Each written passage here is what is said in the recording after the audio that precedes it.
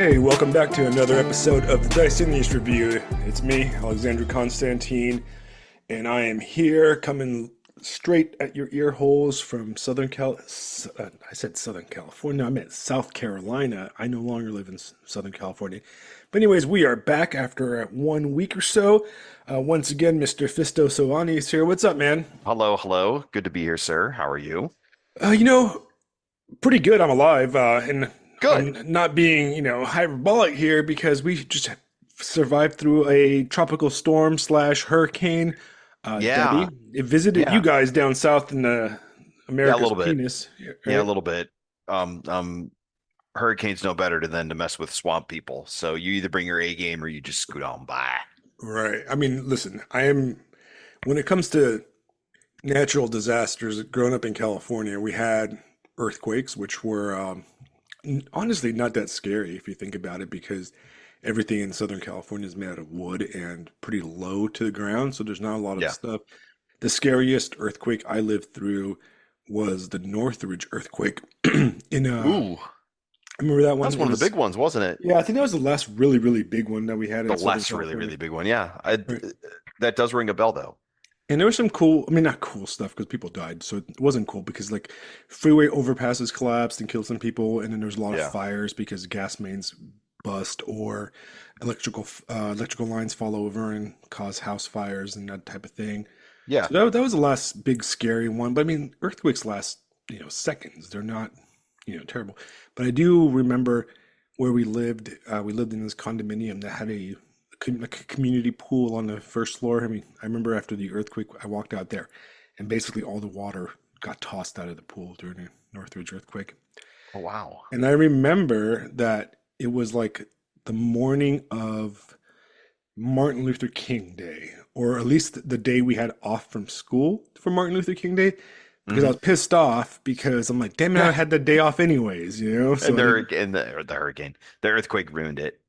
Right. It's like, man, I was gonna be off anyways. Couldn't have happened like 24 hours later, so I could have an extra day off of hanging out. Young, Right. young Alexandru shakes his I'm like, fist at the sky, angry at God. I've got Sega Genesis to play, man. Right, I think I was and in and middle God school. sends an earthquake. No, I was in elementary school. I wasn't even in middle school. It was a long time ago. Yeah.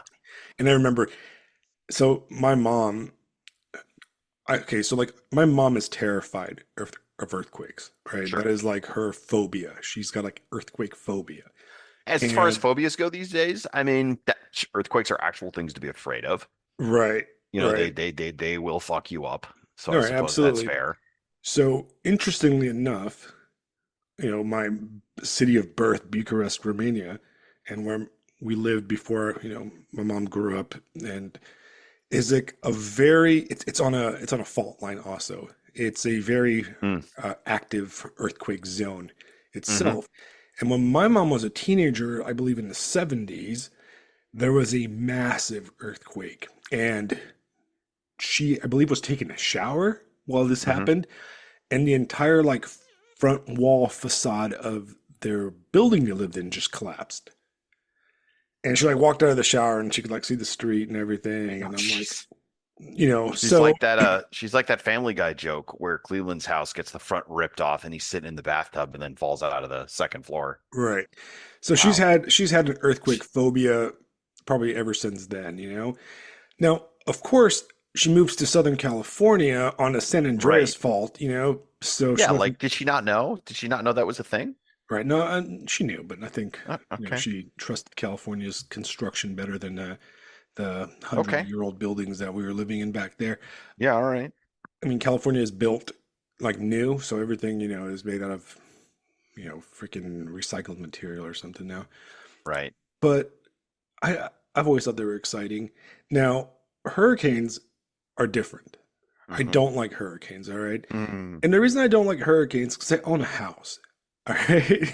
yeah. You know what I mean? Like, Yeah. and the fact that I own a house that I'm like barely paying for and I'm like struggling to be a middle class, like, bug man, is that I don't want it to get flooded. Yeah. All right. And I don't want my roof flying off. And I just don't want to deal with that shit. I'm too old for Yeah. that. I'm like, when I was like 20 years old, I'm like, cool, man, just flood all my shit. I don't care. I'll buy new stuff. Right. Now I'm like, I'm gonna have to I do got it. some stuff. This might actually be a major inconvenience. Right. Like I gotta, yeah, I've got homeowners insurance and like hurricane insurance and stuff. I don't want to deal with that crap. They want me to live in a fucking hotel for 2 months and then like I don't want to move. I just want to Yeah. live in my shire. I'm cool, man. I don't even want to like start a new like blog on like subs like if sub when Substack dies, which eventually it will, like all places, Yes. I'm not moving anywhere. You just I'm done. Alexander will be the last one. The That was it. Decianius Yeah. review will be the last Substack to exist. Yeah, I'm done. Like I'm not doing Yes. it anymore. I'm retiring permanently. So please don't go out of business. Substack last at least as long as MySpace. You've Um, just you know how you got they're to fucked. end. Yeah, they're done. And I've read things you people wouldn't believe. Yeah, I'm I've over it. seen attack ships on fire off. Just kidding. Anyway, Right, exactly, right. But so what's interesting is this hurricane was yes, I would like to make a few comments about weather, but please. yeah, it was very uninteresting overall, right? Yeah, It yeah. wasn't it it wasn't a scary wind hurricane, which a scary wind hurricane kind of scares me because my entire property is surrounded by these beautiful like swamp oaks with like Spanish moss hanging out. And I'll post a Hmm. picture one day when it's in full Yeah. Spanish moss bloom. And it's Oh, got that yes, real please. southern vibe, and that's why I like it. Yeah. There's nice shade and stuff. And unfortunately, there's some big ass branches above my house, right? Mm. And I'm like, oh man, I need to probably get those I was gonna trimmed. say chainsaws are a thing, brother. Right, but they're Like you really, get, really high. So I would need to like get like one of those things, like a fucking lift thing, right? 'Cause yeah. there's no way I'm climbing a goddamn No, tree by no, no. myself, you know. So I called like a tree trimming thing because I don't want the trees gone because I love these trees. They're beautiful. I just don't want them hanging over my bedroom, which is cool and Right. all. You don't want them screwing up your house. Right. So I called those guys and I'm like, hey, can you give me a quote on how much it'll take you guys to cut some of these big branches and trim up the trees so they don't fall in my fucking house, right? And the guy's like, yeah, $5,000. I'm like, yeah, let the fucking trees fall in my house because I don't have $5,000 to spare right I was now. gonna say, what's your insurance deductible? So Dell's That's the Volt, very next question. yeah, Dell's Volt on that one. I don't know. I have to look it up, but it's basically one. If the tree falls on my house during a hurricane, well, fuck it, God wills it, Yeah. because I do not have $5,000 to spare. And that's I was talking to my buddy Neil, the editor from Pylon Press, and we were joking about that. And he said, that's kind of the life of the homeowner. You're just kind of like, Hmm. man, we'll figure that out when time comes up. Same thing with my air conditioning unit. The guy's like, yeah, it's probably gonna die in like either a month or like 2 years, so you probably should get a new one. And A month or 2 years. I'm like, Okay, well, how much is a new one? And he's like, I don't know, like 10 grand. I'm like, yeah, I'm gonna go ahead and just we're not. gonna we're gonna let that ride. Yeah. It's funny So before on that topic, real fast, why don't you yeah. like, share, and subscribe, and maybe I can get some of that sweet YouTube advertiser money so I can buy myself help an air us conditioning unit, pay or just cut the help us damn trees. help us pay Alexandru's insurance deductible, guys. Yeah, come on, guys. Let's cover that boy.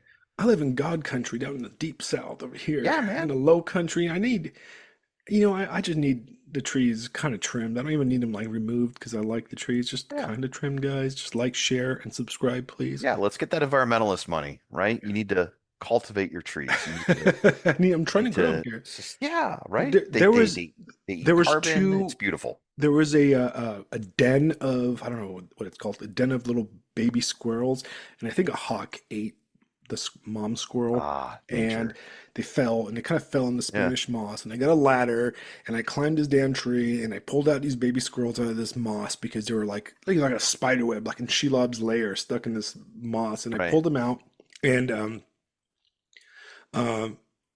I nursed these squirrel babies for like a few hours, and my wife Oh. my wife found like she called the place that was like a wildlife rehabilitation squirrel doctor or something like that, right? And they actually came to my house and picked them up. Wow. So it was in the trees that I need to trim. So hopefully that was positive energy and positive karma that I saved the local wildlife, and the squirrels would keep the tree from You falling. know, I don't know. we're one step from ending our broadcast with the Bob Barker remember to spay and neuter your pets and help control the pet population. I mean, that's what we're Right, one step from. You right. realize that, right? I save baby squirrels, man. Yeah, man. A Like, classy aesthetic. excellent. That's what we're about here. But yeah, this hurricane was lame. No, not Yeah, any, no wind. We've had like regular. I mean, actually, okay, it wasn't a hurricane when it got to us. It was a tropical storm, Debby. But a yeah, bunch of places flooded. We're expecting 12 to 18 inches of water and yeah. rain in the Beaufort County, Charleston area. And luckily, I live in this place called Bluffton, which is a bluff, so it's a little bit higher Hmm. elevation. So I didn't really get flooding, but a lot of my Yeah. friends got some pretty gnarly flooding where people were riding canoes and stuff down the street. Oh, So geez. I've never experienced anything like that. Like, what's funny for me is so growing up in Cleveland, right? Like, you get weather up at the Great Lakes because you've got these giant lakes and weather goes over it and the water system occurs. And, if you've heard of like the snow belt, for example, that's what it's, mostly known for. I mean, we would right, get dumped on, right? Like, I was right at like the western edge of the snow belt. So, like, it was always that kind of thing. You were joking about days off earlier. We would be the ones who would not get school off because we were right at the edge of the snow belt while the rest of the district would be out. But, we were the suckers that got to deal with it. Anyway, it's always funny for me when like a storm comes through Florida because all of my family back home are like, "Are you gonna be okay with the storm? We heard there's gonna be a storm." And I'm like, guys, like there's been one storm down here since I've lived down here that was worse than anything I saw in Cleveland. You know what I mean? So it's like the tropical storms and like category one, category two. Like, yeah, I get it. You don't want to be stupid, but I'm not doing anything beyond what I did when I was living home in Cleveland. Cat five rolls in, like, yeah, I'm beating feet probably. You know what I right, mean? right. Yeah, we're not messing with that business. But if for the most part, it's just weather. And it's interesting. Look, so one of the things I did this summer on my sabbatical was spend an enormous amount of time at the airport here. We have a very, local little airport. And you just have this, I posted some pictures that you saw. You have this expansive cloud, right? Anywhere you look. And one of the things I've really grown to appreciate, and I don't know if you think this too, because you're kind of in a swampy, marshy area as well, the sheer variety of life and cloud and weather. Like the other day, I'm walking down the street and we've got this palm tree, right? And my fiance points it out. She goes, "Hey, look at that tree. There's this cactus that has grown all the way up the pine tree, surrounding it completely. And there are these two plants obviously living in harmony. And it's just like, man, this place is cool. I feel like living, this will be my third year out here now, coming up, third or fourth year. Yeah, third year in this town. But like swampland and marshland is super underrated, man, as far as just like I said, variety. It feels like things are moving all the time. Oh, What do you think? it's absolutely beautiful. I love it out Yeah, what here. do you think? Yeah, no, absolutely, right? It's completely a living, like, organism, this, the marsh, Yeah, and it's, yeah, coming from a desert, coastal desert, California environment, and in California, the Los Angeles, like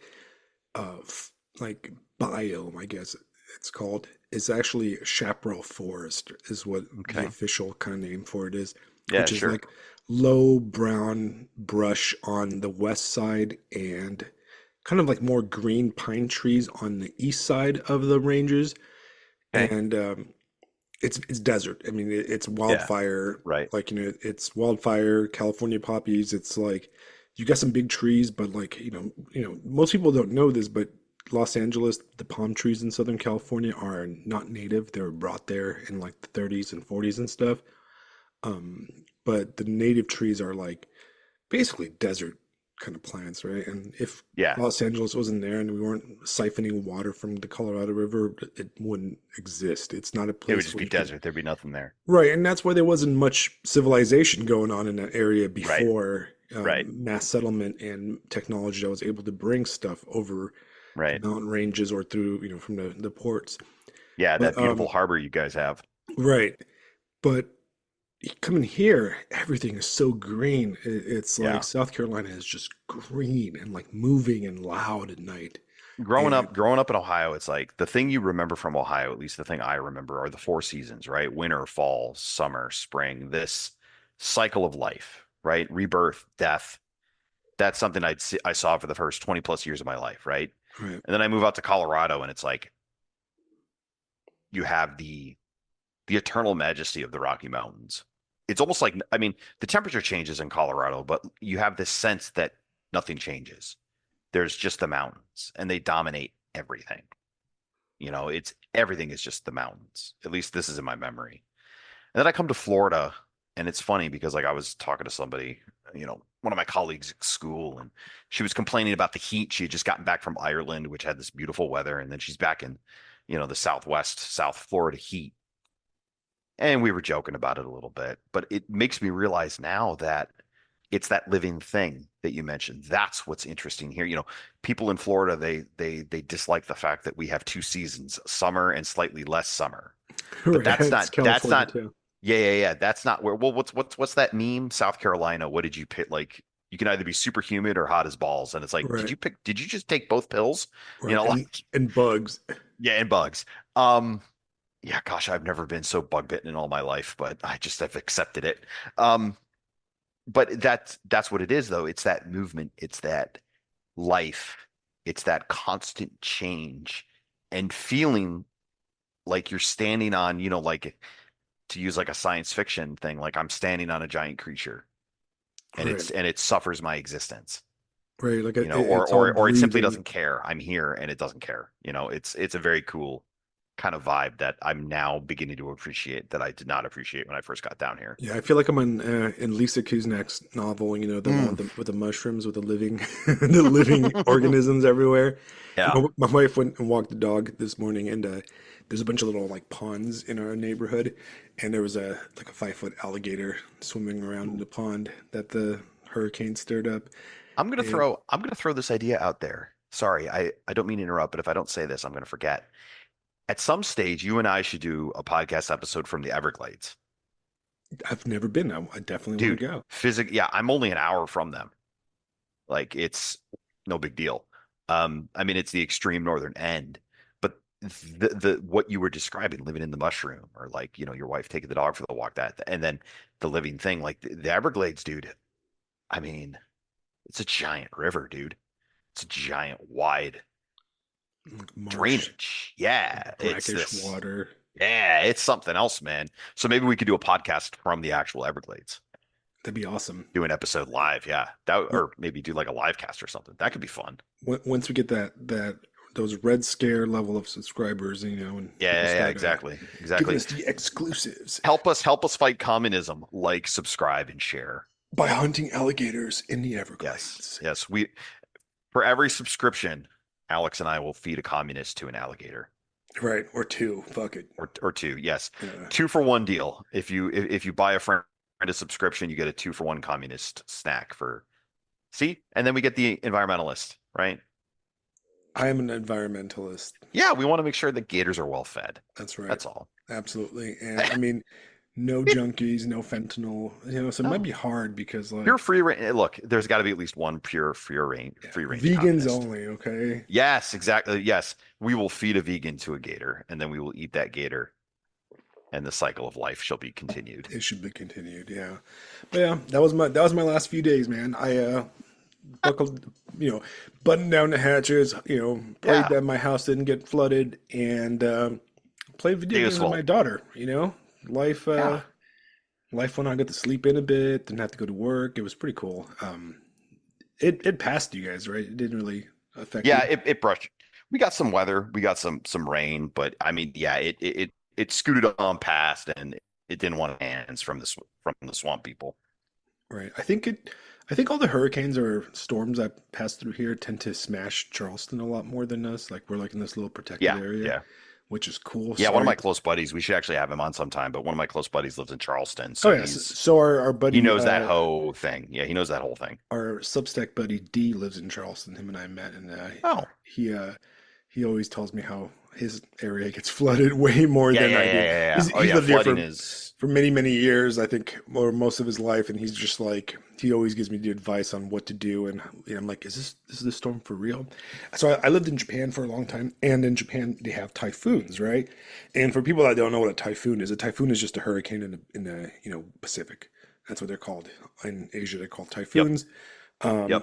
It's like Occasionally divine wind if you need to fight off a Mongolian invasion, that's true, right? for the record. And Japan likes to get hit by typhoons a lot, and so does that whole part of Asia. Yes. And I Huge lived fans. there through two big ones, right? Two big typhoons. I forgot their names, and there was some shit, right? I mean, one of them like was flipping cars and that type of stuff, and their houses are really built to protect from these typhoons. And of course, with the typhoon comes the tsunami, and so there's like tsunami like signs everywhere, and there's like tsunami zones and all over Tokyo and all over Right. the whole Bay Area. That was pretty scary. I lived through one where it felt like my house was gonna just fly away, like it was shaking from this typhoon, and like um, The a lot of divine wind. right, a lot of Japanese houses have built-in storm shutters. Like you can actually like they like those things on those stores, like the storefronts that you pull down the metal things, right? Yeah. They have those built into the residential homes. Like it's like a Nice. standard thing. So it's funny because the expatriate community takes everything super seriously, right? So when there's like a storm, they're like, "Oh my God, buckle down, make sure you go to the supermarket and blah blah blah, and everything's gonna shut down." Right. And then I freak out. I'm like, "Oh great, I need to buy water or something, You need right?" to buy 75,000 pounds of water Right, and and then 12 inches of Diet Coke. right, and then I look at my Japanese neighbors, and they're just like, "Whatever, bro, everything's cool, right?" Yeah. But I remember one time my wife's like, "Hey, it looks like all our neighbors are like putting down their storm things and not driving and buying lots of stuff." I'm like, I gotta take this one seriously now. Right. Wait. The natives Yeah, when the are natives buying. start, Yeah. When the natives start buying yeah, stuff, then it's like, shit, I'm fucked. now I gotta go, I gotta We're doomed. hurry up, right? So We're doomed. we lived through one. They had the most beautiful thunderstorms there too, like just lightning everywhere. Yeah, I was and going to say, yeah, aren't there parts of Japan that are known for lightning? I mean, the Tokyo area is like Is it? insane. I remember one night my my wife went on a like a girl date with her friend. They went to Yokohama City, and Yokohama Okay. City is like it's got a huge giant mall and a bunch of stuff. And I was sitting there on like my porch, like smoking a cigarette because I couldn't smoke, anywhere else because that was against the rules in Japan. Um, Hmm. and I just heard like what sounded like fireworks, right? Like fucking artillery, in the Mm. distance. And I'm like, what the hell is that? So I Hair like on the back stand of your up neck goes up. and I looked towards the direction of Yokohama City because that's where all this Hmm. noise was coming. And I realized it was lightning and thunder, like the most massive lightning thunderstorm ever. And I'm Fantastic. talking about like blasts of lightning and thunder, like every like 2, 3 Doom. seconds, just Complete doom. right. And I was like, oh Huh. man, my wife is there. And you could see like the flashes in the distance all over the place. And my wife comes back later. She's like, they were at like the main like skyscraper building in Yokohama, like having dinner. And I guess like that building got hit by like lightning like 300 times while they were there. She's like, the whole sky was just arc of like electricity. And I was like, dude, that's so awesome. Like, wild. To get back to our episode from last week, how cyberpunk is that? That is very cyberpunk, right? That is very Yeah. cyberpunk. The So yeah, whole, let's the whole, the sky was the color, or the sky was the shade of a, you know, of static stuff, television. Yeah. of It's, static it's, yeah, that's why it's in that. Tokyo Harbor. So to talk about that last week's episode, it obviously Yes. seemed to have been very popular with people. We Yeah. have a lot of people commenting, and for all you guys commenting, thank you. All great insights. Yes. I, Love the comments. I wanted to go, comment by comment, except for that there was one set of comments that I was like, are you a malfunctioning AI Oh yeah, there or was one weirdo that decided to, I don't know. yeah. That was straight up cyberpsychosis going on over there. Well, Oh, it was performance art. yeah, maybe it was performance. I don't Yeah, know. yeah, that's what it was. I was looking at it right before we logged on, and I was like, I don't even know how to reply to this. I'm just gonna pretend. I'm just Off we go. maybe it's some kind of like maybe it's winter mute trying to like connect with me or something. Yeah. But I'm just gonna ignore that. But yeah, thanks guys for all the great comments and thank you for listening. I mean, that's awesome. And I'm really like my favorite stuff is when people go, Hey man, thanks to Alex and Fisto, I started reading Neuromancer. Oh, That's the whole point of this directly podcast, into my man. veins, directly into my Right. veins. That was spectacular. To all the people that reached out and went, "Hey, I read Neuromancer because of what you guys said." Guys, directly into my veins. That is what we're trying to do Perfect. here. That's what I'm trying to Yes. do. We're trying to build a culture and a community Yes. of, away from the mainstream kind of Yes. slop. And Yes. it is our job Away from the slop. it's our job to preserve the good stuff, and it's our job Yes. to encourage that. And I think that, we've discussed in previous episodes, like, what do you tell young men? What do you tell young men? Well, become cultured is what I think is important. Become well read, become knowledgeable, Yes. become a Read person things. of substance, you know? Become a Renaissance man. Right. Become a It can still be done. flaneur, a wanderer, and become an individual that can have a good conversation because you're well versed in everything from sports to, I don't know, military tactics to the language of flowers. It doesn't matter, right? Because just become an interesting person because ultimately that's all there is to life, right? Be, Experiencing things. yes, embrace the generalist.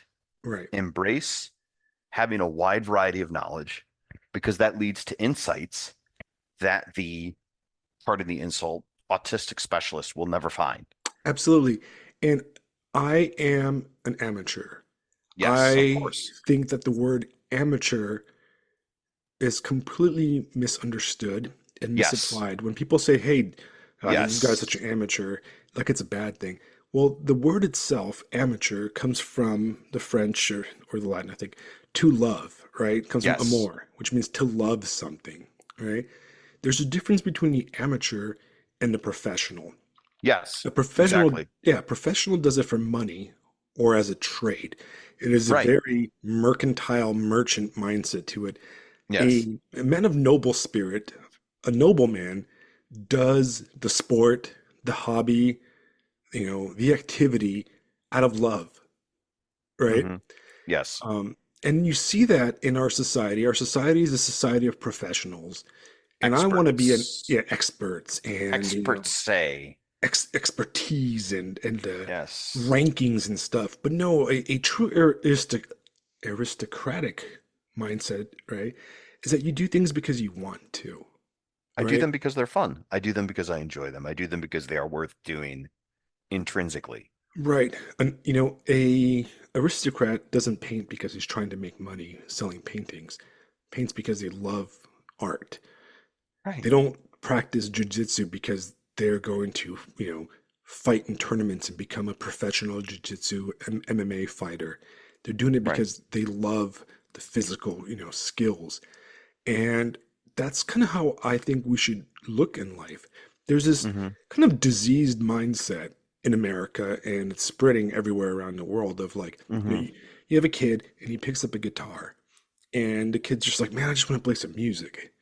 But then it becomes all about like, well, you need to get all this expensive gear because you need to like meet some people and start a Hmm. band, and you got to become Yeah. famous. You got to get a Yep. publisher. But Yep. no, motherfucker. What if I just want to play the guitar for myself? Yeah. What if I just want to make some music in my bedroom or in my garage for me and my friends? What Yeah. if I just want to write for myself? It doesn't always have to be about making money or selling or any of that kind of stuff. Sometimes we need to go back to making things for love and for the joy of it. And you get this mindset which is very peasant mercantile mindset where you're like, well, I'm gonna people certain people criticize like, well, why do you go hiking? Hiking's stupid. Where do you go camping? Well, because I love it. Yeah. What I am I love going to it to get out of do it? it. Right? Exactly. What am I going to There's get out nothing to of get it? out What of am I it. going to? Just doing it. The music thing, I don't know if you did this on purpose, but you just described my high school experience. Um, I began playing violin when I was in fourth grade.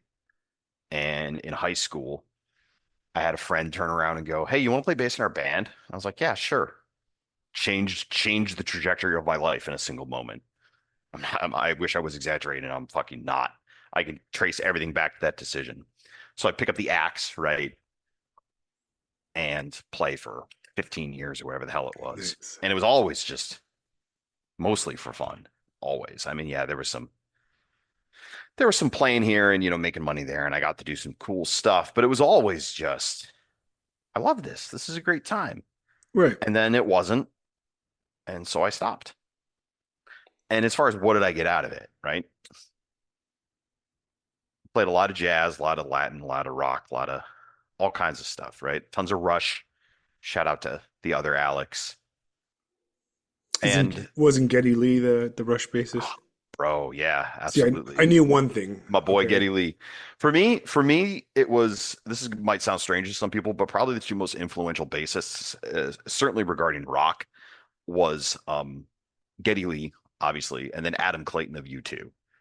And Adam Clayton is not a technical, maestro like Geddy, but the man can play a song. The man can play a song. You know what I mean? Like from Right. start to finish, and it's just yes. And then the other guys, John Paul Jones, fucking God, the name is escaping me. The guys that played with Cream with Clapton. Crap. Oh, I don't What's know. that guy's name? Oh my God, this is gonna kill me now. All I know is Flea. Yeah, Flea. Yeah, a little bit. Flea was a good time for sure. That's like the only But bassist. Jack Bruce. Jack Bruce. I saw him once, actually. That was really funny. I couldn't believe I saw him. And then, like on the extreme side, on the experimental, goofy side, it was Victor Wooten and Jaco Pastorius and guys like that, where it was just like, I'm never gonna play like that, and I'm just okay with it. Like, geez, these guys are freaking It terrifying Cthulhu-like monsters on the bass. right. But my point in talking about all this is you discussed becoming a well-rounded person. The improvisational nature of music influenced my thinking, shaped my thinking, and at this stage has brought me, especially in the last couple of years, as I've moved into education and learning and all of the things that you have to do to be a good teacher. The intuition is what am I going to get out of it? Alex, I can trust my gut. Like something occurs, I have a crisis, something unexpected. I can trust my gut to be right probably a good 80 to 90% of the time.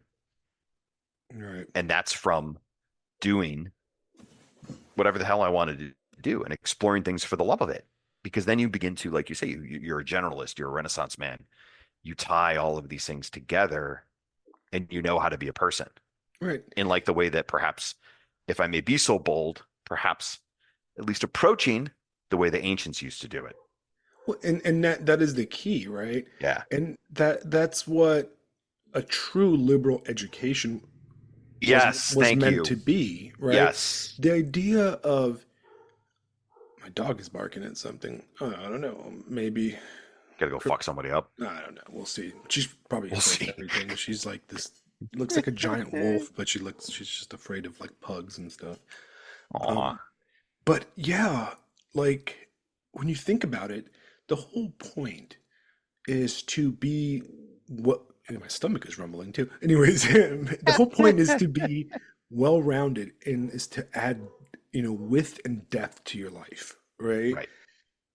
You get these guys that are expert computer coders or whatever and programmers, but their life is so narrow down that line. Yes, they might become billionaires, but you need to become wide. You need to experience things. You need to like that, I mean that's my viewpoint. You just need to be out Yeah. there and like grasp it and like live it. And sometimes like sometimes I always say this. It's kind of a weird thing that I think about sometimes. That sometimes sadness feels good, if that makes Mm. sense, because Yeah. it's an Absolutely. experience. It's an experience to be depressed or to be sad or to uh, Be experience just disappointed. the emotion or the exactly. Because if you Yeah. were happy all the time, then it just wouldn't be as flavorful. If it's like eating ice cream every day. Right. So that's kind of how I look at it. I think that yeah, I'm 40 right now, right? So I think I'm pretty well lived and I'm pretty well traveled and pretty well read, but I still have a lot more to read. I have a lot more great Hmm. books to Oh read. my God. I have a lot more great movies to read, and I have a Yeah. lot more, um, great like art to experience and art to see and places to see. And that's kind of the world I'm trying to set up for my daughter is I want her to Hmm. experience, I want her to be well knowledgeable and well like have depth to her character, that she recognizes a wide complex world. I often talk to younger people and I'm always shocked by they don't know a lot of stuff. And it's not knowledge. They don't know stuff that is enjoyable. They don't know, they haven't been exposed to like art and culture in the same way, maybe because they're like, lower middle class or working class people, even some upper class people. But our world no longer, our education system no longer exposes people to higher culture or culture in general. And I think we're all much more poor for it. Because ultimately, what is the point of liberal education but to expose a man or a woman to a wide variety of thought and ideas and culture and art so they can go on past the 4 years of college or the 15, 16 years of general education to become well-rounded adults that can have conversations and care about aesthetics and care about things instead of you know materializing everything to spreadsheets and paychecks. But that's my view. Right. It's a No, I romantic view, but it is my view. it is, but let me bring in the practical side. This is what your comments were beginning to make me think, and I'm going to run with this a little bit. Earlier on in our podcast, we've talked about what conservatism is when we were poking fun at the Barney right or the Quagmire right.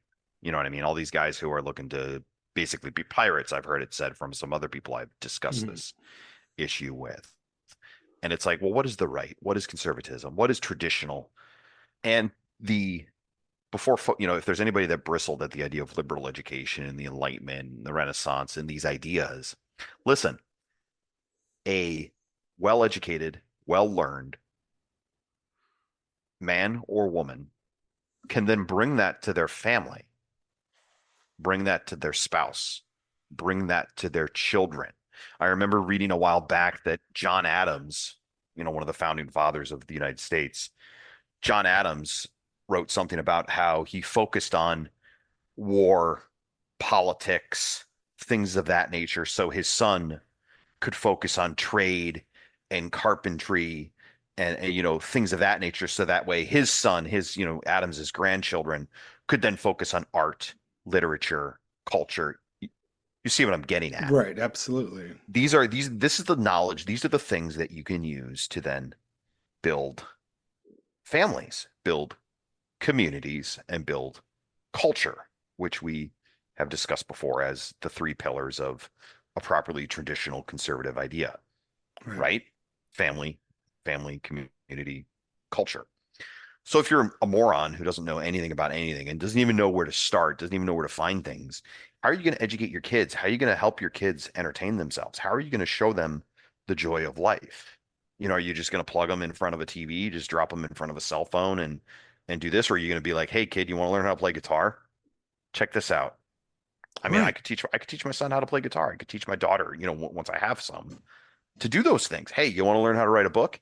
You want to learn how to write a story? You want to learn how to put on a play? You want to learn how to, and I'm not going to, I'm not going on Broadway or anything. I'm not making $1 million, but I, we're going to do it and we're going to be amateurs in the classical sense that you so brilliantly described earlier. Amateurs who are doing things for the sake of it, who are doing things for the love of it. Last thought, and then I'll get off this soapbox, but um, one of my favorite quotes when it comes to being an amateur, Brian May, the guitarist for Queen, being an no, what he said, astronomy is a lot more fun when you're not an astronomer. Right. I mean, that's it, right? And that guy had a doctorate in the freaking thing. So anyway, But yeah, I mean that's exactly it. But most of all, the more you understand and the more you experience, the more joy you get out of things. yes. That's at least that's the kind of person I am.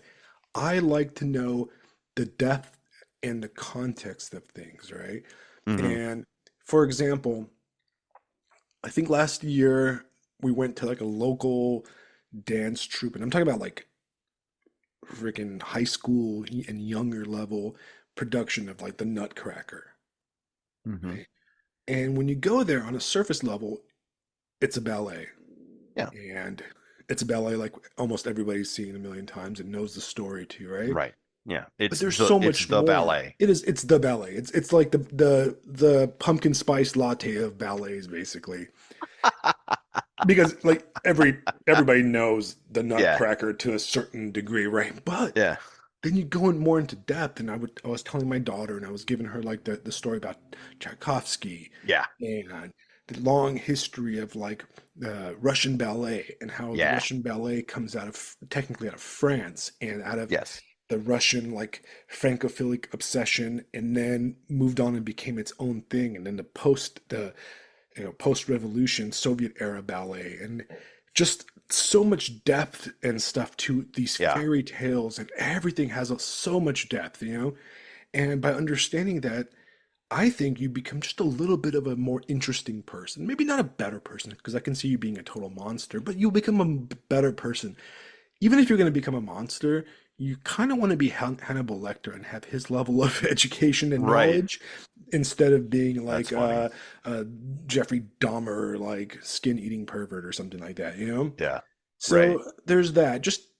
And if there's one goal I have with almost everything I do, my online posts, is that I want to encourage people to read. I want to encourage them to Yes. write. I want to encourage to love art and to travel and tell me about it, because I want to live vicariously through you guys, right? But Mm, once a week, you should enjoy a piece of art or read a book or watch a really good movie, and not just some Marvel slop, right? right. And really understand it, and then read about the creators, like who did it, why did they do that? You know, Yeah. I'm a big film guy, right? I love movies, and I think that if I, could pick a life career choice, I'd probably want to be a movie director, but I wasn't born wealthy or Jewish, so I could never do that. But right. But Yeah. I uh I love the whole idea of watching movies and kind of dissecting them and like breaking them down and understanding like, what do they mean by that? What's the symbolism in that? What's this Hmm. movie trying to tell me, right? And I'd like to do that for everything, to the point where sometimes they ruin things. My wife gets mad. She's like, "Stop! You're ruining this Yeah. movie. Stop deconstructing it, you Stop bastard. deconstructing." Oh, that's what I do, man. Okay, where I get the joy. But anyways, we've gone on about this forever. Let's go back to Cyberpunk. Okay. We left off, and we were going to talk about the Asian influence in Oh, Cyberpunk, yes. or Yeah. I would say that built into the cyberpunk from the Neuromancer up, and including Blade Runner, there is a Yeah. strict, uh, interesting dichotomy of, I guess, Asian philia and Asia phobia, Okay. or I don't know what the proper term would be, because it's not so much of early 80s cyberpunk has a lot of Japanese elements. I mean, in Cyberpunk 2077 itself, the Night City is kind of heavily influenced by Japanese culture, with Arasaka Right. kind of running the place and having tons of, you know, Japantown Japanese stuff. You see a Yeah. lot of Chinese aesthetics. I mean, Yes. it's an Hmm. interesting mix of Japanese and Chinese aesthetics. And the Asian phobia thing, or xenophobia, Japanophobia, I don't know what you want to call it, really comes out of, for people that don't know this, out of the 80s, right? Yes. Where Cyberpunk was created. And if you don't know that, is that during the late 70s, early 80s, Japan became a economic powerhouse. Yes. And that's when you started having trade deregulation on the American side, and Toyota came over, Yes. Hmm. and Samsung, which is Korean, but a lot of these Asian firms started just smashing the domestic market, right? And Yes. I mean, look, I'm pretty sure the most popular truck sold in the United States today is the Toyota Tacoma, which is a Japanese truck. By the way, it doesn't exist in Japan. It's made in the US. It's more American than American-made cars, which are made in Mexico. Right. Um, and Tacomas are great. I'm a Toyota diehard. By the way, I got two of them. I got two Toyotas right now, and I'll always drive Toyotas because they've never let me down. Yeah. But This is well said, just from like, I just want to offer a personal anecdote. I grew up in Cleveland. I've mentioned that many times. I don't know if I've mentioned on this podcast, but my father was a General Motors man his entire life. And I remember the tension in the 80s and the 90s growing up. The Japanese were eating our goddamn lunch as far as manufacturing and all that stuff goes. People were terrified because the quality of their vehicles, the price points, all of the things that are like capitalist, free market capitalist things, they were whooping our ass. I mean, I remember this one time where like I remember this one time where like, my dad, like we might have had to move across the country just to like stay with the company and stay, employed. There were more than a couple times where like, I don't know if I'm going to have a job next week, stuff like that. And a lot of it was because, like you described, the Japanese were, holy smokes, they had Right. absolutely crushed it. I mean, well played to them, play the game and they were playing to win. But this is where that xenophobia comes from. Right. And you see this in a lot of 80s era movies that Hmm. are themed, have cyberpunk type themes. Yeah. Even everybody's favorite movie, Die Hard, right? I was just thinking of Die Nakatomi Hard. Plaza has a Yeah, the Japanese theme to Japanese, it. and there's this kind of vibe, right? Like, Nakatomi Plaza's getting robbed, but like you're not really sure it's that bad of a thing because it's, yeah, exactly. Oh, yeah. Right. Love that. I'm so happy you brought that up. The And the Japanese business. I mean, that's the most 80s film of all time. And it's got Japanese businessmen smoking in airports, like yeah, that's the 80s right there. That's right. that's it And in a nutshell. the other cyberpunk movie that's like I would say cyberpunk adjacent or filled with cyberpunk ideas is RoboCop, right? Yes. Deal with a lot of like body modifications, ownership of your body, Hmm. corporate ownership of everything, which is what OCP does, and basically owns the police force, like hyper privatization, hyper libertarianism in a way, and the Yeah. crime that brings. There's a lot of Japanese influences to that, and on top of that, if you guys remember the maybe I've seen it once movie, but I think it's RoboCop 3. It had a Japanese like bad guy, and there's like some Japanese robot samurai thing going on in there. I don't know if you ever saw that one. Which one? RoboCop 3? No, I haven't. Yeah, it sucks. But, I just remember a Japanese samurai robot. Japanese samurai robot. I think part of the plot is like OCP's being corporately taken over by a Japanese company. So they're taking over like OCP and like taking over the city of Detroit. Arasaka comes in and buys it and they have like samurai robots. But Because of course. in between really the 1950s and the 1990s, you had this phenomenon, this economic and cultural phenomenon called the Asian tigers. Yeah. And the Asian tigers for you guys are actually cities, right? Mm. Yep, that's right. So they're known as the four Asian tigers or the four little dragons. And these are Asian metropolises, right? And it specifically refers to Hong Kong, Singapore, Seoul in South Korea, and Taiwan. So that'd be Mm. Taipei, right? Right. And these are countries or places that were fundamentally insignificant to the global market, with the exception of Hong Kong itself. But they were fundamentally insignificant, pre-World War II, during World War II, and right after. And due to that it's called the Asian economic miracle, these countries went from, paddy rice farming countries, wrecked by war in the case of South Korea during the Korean War, Hmm. and really non-existent prior to World War II of Taiwan Yeah. and Singapore With the also. Chinese Civil War. Right. Those places just really didn't exist or weren't significant places. All of a sudden became world, market superpowers and, critical. I mean, right now we were talking about television earlier today before we started recording, and my Samsung, right? My Samsung was made in Hmm. Korea, I believe. I Yeah. think every computer chip in all our laptops right now, our cell phones come out of Taipei, Taiwan, because they're the world's like really only manufacturer of supercomputer chips and Yep. computer chips, superconductors, Yep. and that kind of stuff. Famously so, or infamously so, depending on your perspective. But anyway. Right. Our streets are filled with Hyundais and Kias and all sorts of Korean cars. This is a small country, right? If you look on the map, South Korea is a blip, right? It's Yeah. probably the size of South Carolina or maybe a little bit bigger.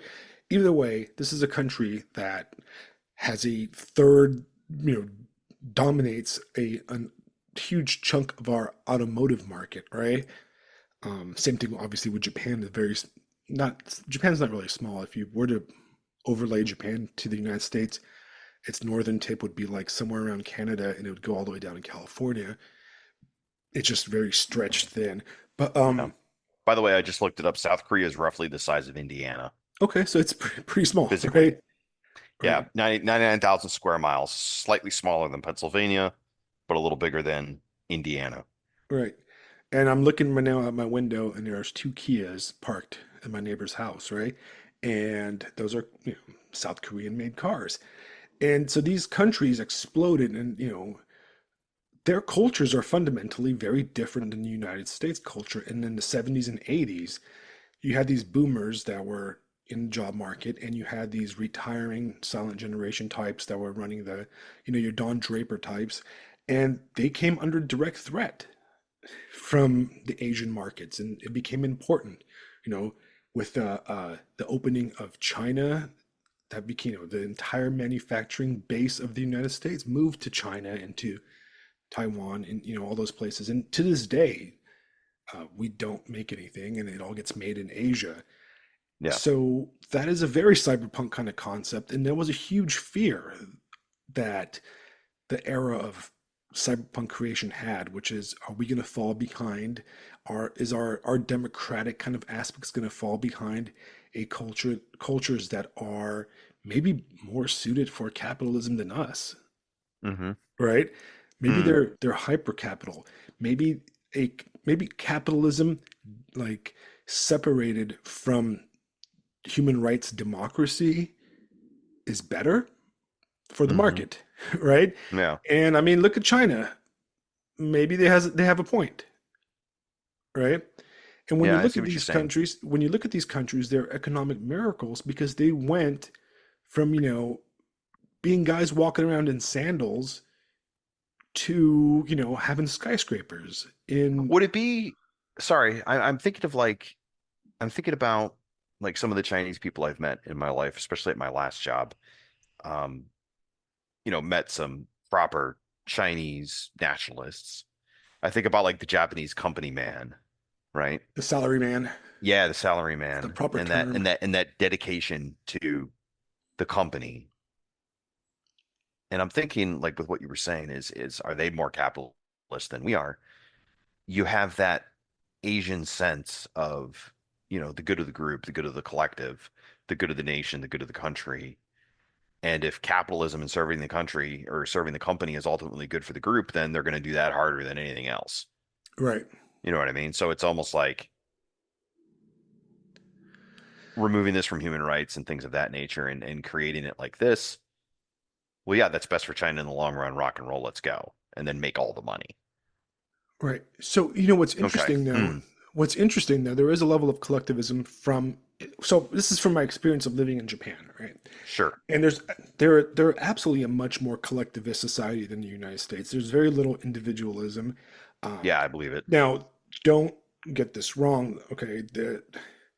There's two fantasies about Japan, right? The two fantasies that Americans tend to have. One side looks at the Japanese as these, like, perfect, hyper conservative, bug people that obey everything and are very polite to each Right. other. Yeah, yeah. They're basically the bugs from Right. Starship They're Troopers. basically Vulcans in a way, if Yeah. right. Well, they're not. I've met plenty of bums and, like, degenerates and drinkers and They're people just like alcoholics, anybody else. right? And I met some of the coolest, like, punk rock dudes like that, Hmm. really, like, rejected Japanese, like, culture and society in Yeah. a cool way, right? Like, in an kind of open minded, like, they're still part of the culture. And then the other side, the other fantasy of that is that they're these, like, weird anime tentacle porn watching degenerates, and that's not Right. true either. They're No. surprisingly a lot more day-to-day conservative than Americans are. They're more conservative than most conservative Americans. Their manner of dress and clothing is a lot more conservative. Their level of politeness is way more Yeah. conservative than the United States. Yeah. But they're Public not, behavior. but they have a completely different culture that's based on different, like, fundamental tenets, I think, that make them Yeah. very alien to us, right? And Yeah. I've traveled to, I've been in Europe and I've been to different places, but Japan really feels alien. And Hmm. at first you don't get it because on the surface they're very similar. First world country, rich, well off, and everything's nice and fancy. But you start seeing them once you get to know the Japanese people, that they have okay, it's not alien in a way that's, like, bad. It's, you fundamentally know that they're presuppositions are on different tenets and pillars of historical and cultural knowledge Yeah. than Yeah. the Western world, right? But what So, are some of those? What are some of those? I so mean, the things that come to mind immediately for me are like Buddhism, Shinto, Taoism. You have all of the Asian religions. You have the hyper isolated, we were joking about the divine wind earlier, but you have that hyper isolated, like Japan stayed the hell out of everybody's business for literally centuries. Then you have the whole samurai and that whole period, right? And feudal Japan is a spicy, spicy meatball. it's a And then you have, their contact with the West. Matthew Perry opens everything up, and then the Meiji Restoration, and so on and so forth. So like their history is whew, something else compared to many other places. So what do I you think? think that, if you, and I think one of the key elements, and I thought this when I was there, is that whether, you know, everybody likes it or not, the Western world is fundamentally built on Christian pillars, right? Yeah. Oh, A yeah, lot of obviously. our, Absolutely. so many of our assumptions are very Christian at heart. The Yeah. Japanese culture is not built on Christian pillars. No.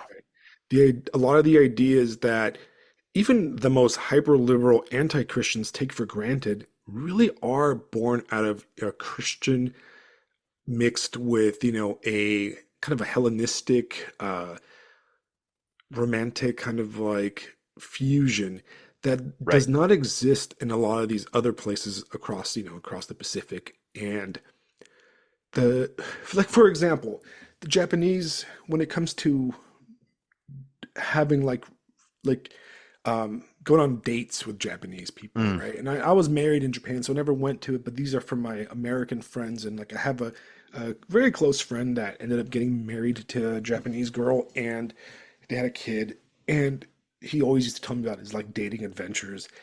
Well, the Japanese people, Japanese girls, they're a lot different. Their viewpoints on sex and sexuality is very different than um, American, for example.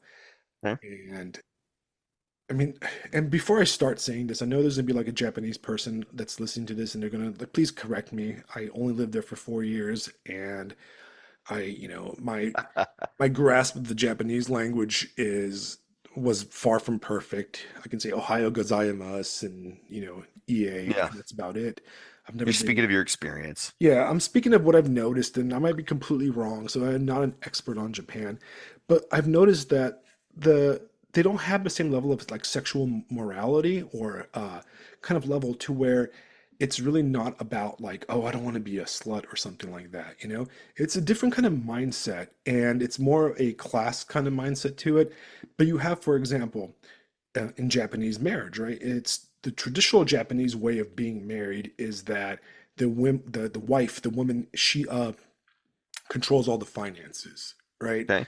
This is something that comes out of like the samurai era, and it's yucky for men to fuck around with money. It's a very aristocratic kind of thing, right?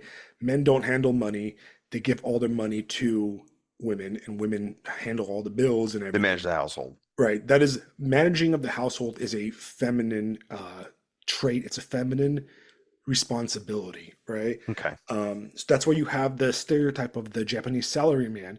And if you guys don't know what a Japanese salaryman is, that is your stereotypical Japanese middle manager kind of man who wears the navy blue suit, has the nice business black haircut, usually carries a briefcase, and throws themselves in front of trains because they hate their life because they work 15 hours a day. Yeah, Um, the company man. company man, right? My But father. taken to the extreme in Japan. Right. And those guys come home and they give their wife their paycheck and they get an allowance. That's kind of the Yeah. way it is, right? Yeah. Um, but there's also an understanding that they can go sleep with somebody else if they want to, right? It's not Yeah. as taboo as it would be in the United States, right? As long as the wife doesn't find out Right. and you are not making them into a mistress that you like bring around, Right. right? So a husband, You keep your personal life out of the house. right? That's a business transaction, right? Yeah. So Yeah, it the makes husband sense. goes down to Roppongi or whatever, and sleeps with That's call what he girl or does. whatever on a business trip or whatever, that's perfectly fine. She's never going to find out about it. She's not going to look for it. She's not going to search a cell phone for it or anything like She's that. not going to ask questions she doesn't want the answer to. But if everybody finds out about it because you're bringing, Then, right. you're bringing Yuki home and you're making a scene of your girlfriend and showing her off, now you've embarrassed your wife.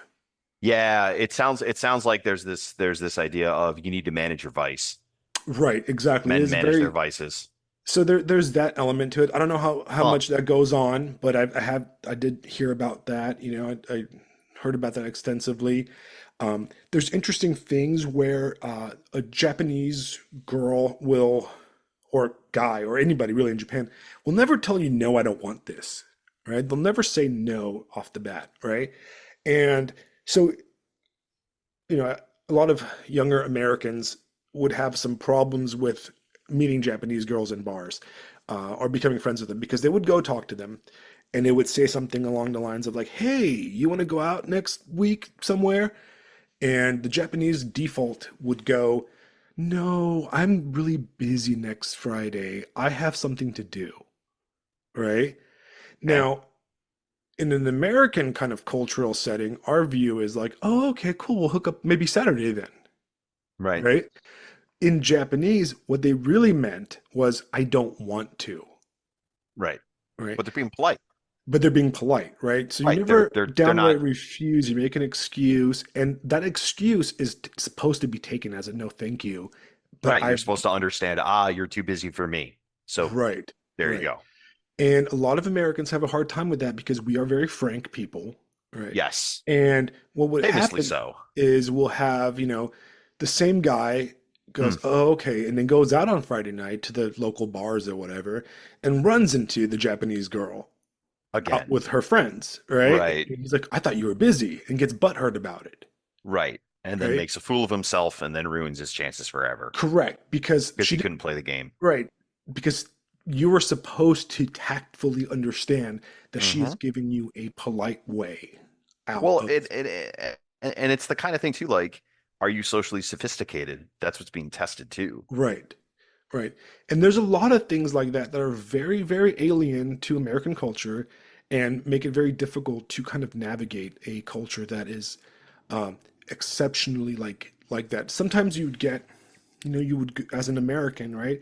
You would go into like a restaurant, and most places in Tokyo are very cosmopolitan, very like, globalist, right? So you won't have a problems.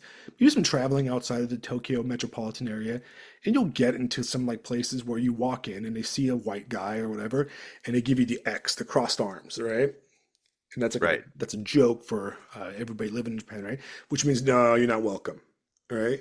And a lot of guys get really butthurt about that, right? And because it does, I mean, okay, look, the Japanese word for foreigner is gaijin, right? Which Hmm. literally translates to like barbarian or something like that, right? Hmm. Do you know what the Hong Kong slur for No, Europeans, white people are? It's guaylo, which actually translates to like white ghost or something like that. they Guaylo. just don't care. I like that one, right? I like that. I That's like that funny. slur. But gaijin is what the Japanese call white people, and it means basically like barbarian or uncouth by barbarian or something like that. Right. But it's kind of become like the hey, no gaijin, right? And one of the reasons that they do that is because they feel really uncomfortable dealing with people that don't speak Japanese. Yeah. They just don't want to fucking deal with it, right? Because a Yeah. lot of the menus are, written in kanji and in katakana and hiragana and stuff because they have three fucking alphabets, man, right? Gotta memorize all of them, Yeah. and they don't want to deal Yeah, with it. that's one of the fun things about Asian languages. Not a lot of people know. Like I remember learning about Cantonese and Mandarin and the differences in the Chinese languages, and it's like, wait, what? Oh yeah, they don't sound like they Incredible. sound Oh similar, yeah. but not really Oh. similar. Well, the way it was explained to me is that the same characters are used, but what's being said is, or what's being written is literally different depending on where you are in the country. Right. You have the exact And I same mean, sign and it'll say totally different things. Like, and the Japanese have three yikes. different alphabets for three different things. They use what do you call it? The kanji, which is like your traditional old way of writing, Yeah. and then they have hiragana, which is basically a Japanese version of alphabet that's more Latinized in a way. And then Hmm. they have something called katakana, which is more squiggly stuff, and it looks like Wiggly it's a stuff. phonetic alphabet, right? And that Yeah. one is used for words that are not existent in Japanese a lot of times, Oh, right? that's really super interesting. So you have like the actual Japanese, then you have the goddamn foreigners Japanese. Right. It's a phonetic Japanese. It's actually the easiest one to learn in a lot of Yeah, like, of course it right? would be. Because it's very phonetic, and Yeah, it's meant for us. you'll often Not see meant for us, but you'll often see signs huh. with all three used at the same time. Oh, that's so cool. Not next to each other, but they're part of like the same sentence. Wow. So you're like, God damn it, I gotta memorize three fucking alphabets, right? And everybody's over here complaining about English is two, two, and two, No, right. and your, and Japanese like, hold my beer, No, asshole. I will quote that English is a hard language to learn. It is. Yeah, yeah, yeah. English is But a very difficult language to learn because it's absolutely fucking retarded, oh, there's right? no rules. Yeah, I Yeah, well, it's not that there's no rules, but the rules are just. right. Did somebody just like throw this together Frankenstein style? That's Yes. exactly what English Yes, is, that's and exactly you're what like, that's English gives no fucks. I It's didn't here it realize is. how easy, how hard English was until I had a kid and I'm teaching my daughter how to read and write. And I'm like, Oh and yeah. she asked me questions that are logically sound questions and I have no answers for because I just don't get it. I'm like, I don't know, it's just because it is like that, like I don't know, like just memorize it. Yeah, that Um, that is actually the answer. I think right. in a lot of there's no logic. You just have to remember. But Japan, I don't know what the word for this is, but Japanese people, like a lot of Europeans, also use a lot of words for, they use a lot of American words for things, and but they're like modified to be like Japanese, right? So for example, do you know what a corn dog is called No, in Japan? no If you idea. go to, if you go to like the store where they sell corn dogs, which is like every store, giant delicious corn dogs, right? They're Yeah, called American dogu. American Dogu. That's it. That's what they're Yes. called, right? And then Uh, beer, something that's not really Japanese, right? But they're very yeah. into microbrewery and like stuff in Oh yeah, the Tokyo. Japanese are Love that yeah, stuff, the right? Asians took to beer big They time. love the They beer. did a great job. They did a great job. The beer is called biru, right? Beer. Biru, and basically, nama means like draft or like on tap, right? Yeah. So the only sentence you need to know when you go visit Tokyo is Ichi nama biru, and that's it. That's all you need to know. And you'll get the hookup. And that's all you walk in the bar. Ishinamabiru. Ichi nama biru, and then that's all. Ishinamabiru. I'd walk in there and I'm like, you one, beer on draft, all right. Ishinamabiru. And that's all I know. And then I know the word for chicken, like what, and they ask you what do you need, you're like, oh, Tori. And then they're like Nice. chicken because that's a safe one because you end up with like cod testicles or something weird like that, or That was one thing. So surprise tentacle, food. Even though it's all delicious, I love me some of that. listen. One of the best things about being a teacher is getting to just learn things and read things and do all the stuff that I didn't get to do when I was, out in the real world working. And I knew Japan was big on seafood. I knew Japan was big on seafood, right? But then when you look at the actual numbers compared to the rest of the world, it's just what the fuck, guys? Cleaning out the oceans, the sheer amount of seafood that place eats is incredible. When you really look at the numbers and compare it to the rest of the world, it's like, well done, guys. Well, I I'm not mean, even mad. Like, jeez, there is really no way awesome. for there's no way for that country to really have What else are they a gonna eat? Yeah, yeah, and that's the part. That's the thing that makes you pause and go, "Oh wait, that's right. Yeah, it's on a bunch of volcanic islands, asshole. What are they right. what are they gonna eat?" You would What? be Oh man, it's one so thing that cool. really stood out right away was how volcanic and how Mm. mountainous Japan was, even in What do they even have? in The the Holy Mountains, Fiji. I forget the other two, but yeah, they have like the three holy mountains, and they're right. gorgeous And mountains. I climbed Mount Fiji. Oh, Okay, Mount Fuji. Sorry, not Fiji. Fuji, Fuji's Fiji. Oh my God. Yeah, yeah, yeah. right. Apologies, The old apologies. man, the old Fuji, wise man, Mount Fuji. I climbed Fuji. Mount Fuji. You can Oh, only climb it in August. why? It's just the rule. That some kind Oh, of okay. All it's a right. weather thing. It's too dangerous on other days, right? And so there's like it's not a complicated climb, right? We're not talking about climbing motherfucking like Everest. Everest or anything like that. Yeah. There's like a stair, right? Yeah, You just yeah. you like walk up these It's like like a pilgrimage, it's like a pilgrimage, right? more But like a pilgrimage, less climbing it a is a mountain. beast. And the cool way to do it, Sure it is. right, is to start at night, like around 7 p.m. And then if you start at 7 p.m., you start climbing from like the bottom at 7 p.m., you will, if you're at the right pace, you will arrive at the caldera because it's a volcano, right? You'll arrive at the very tip as the sun rises, right? Cool.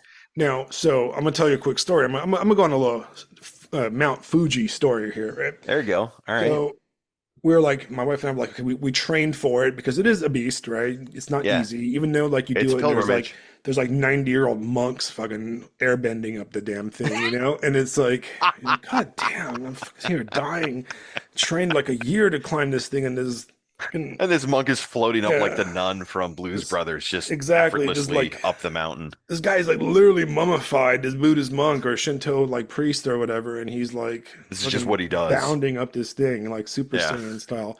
Friggin' Um, he's DoorDash for oh yeah, and the friggin' mountain. you know it's insane. Like Japanese older people are so much more active and like healthier than Americans. Yeah. You go down to like we used to go on this hike at in this town called Zushi, and it's a pretty difficult hike. I'm not gonna lie. It's you know a bunch of switchbacks and like ups and downs. You got to climb some rocks, and you get to the top of this fucking thing. And I'll post a picture on my Substack.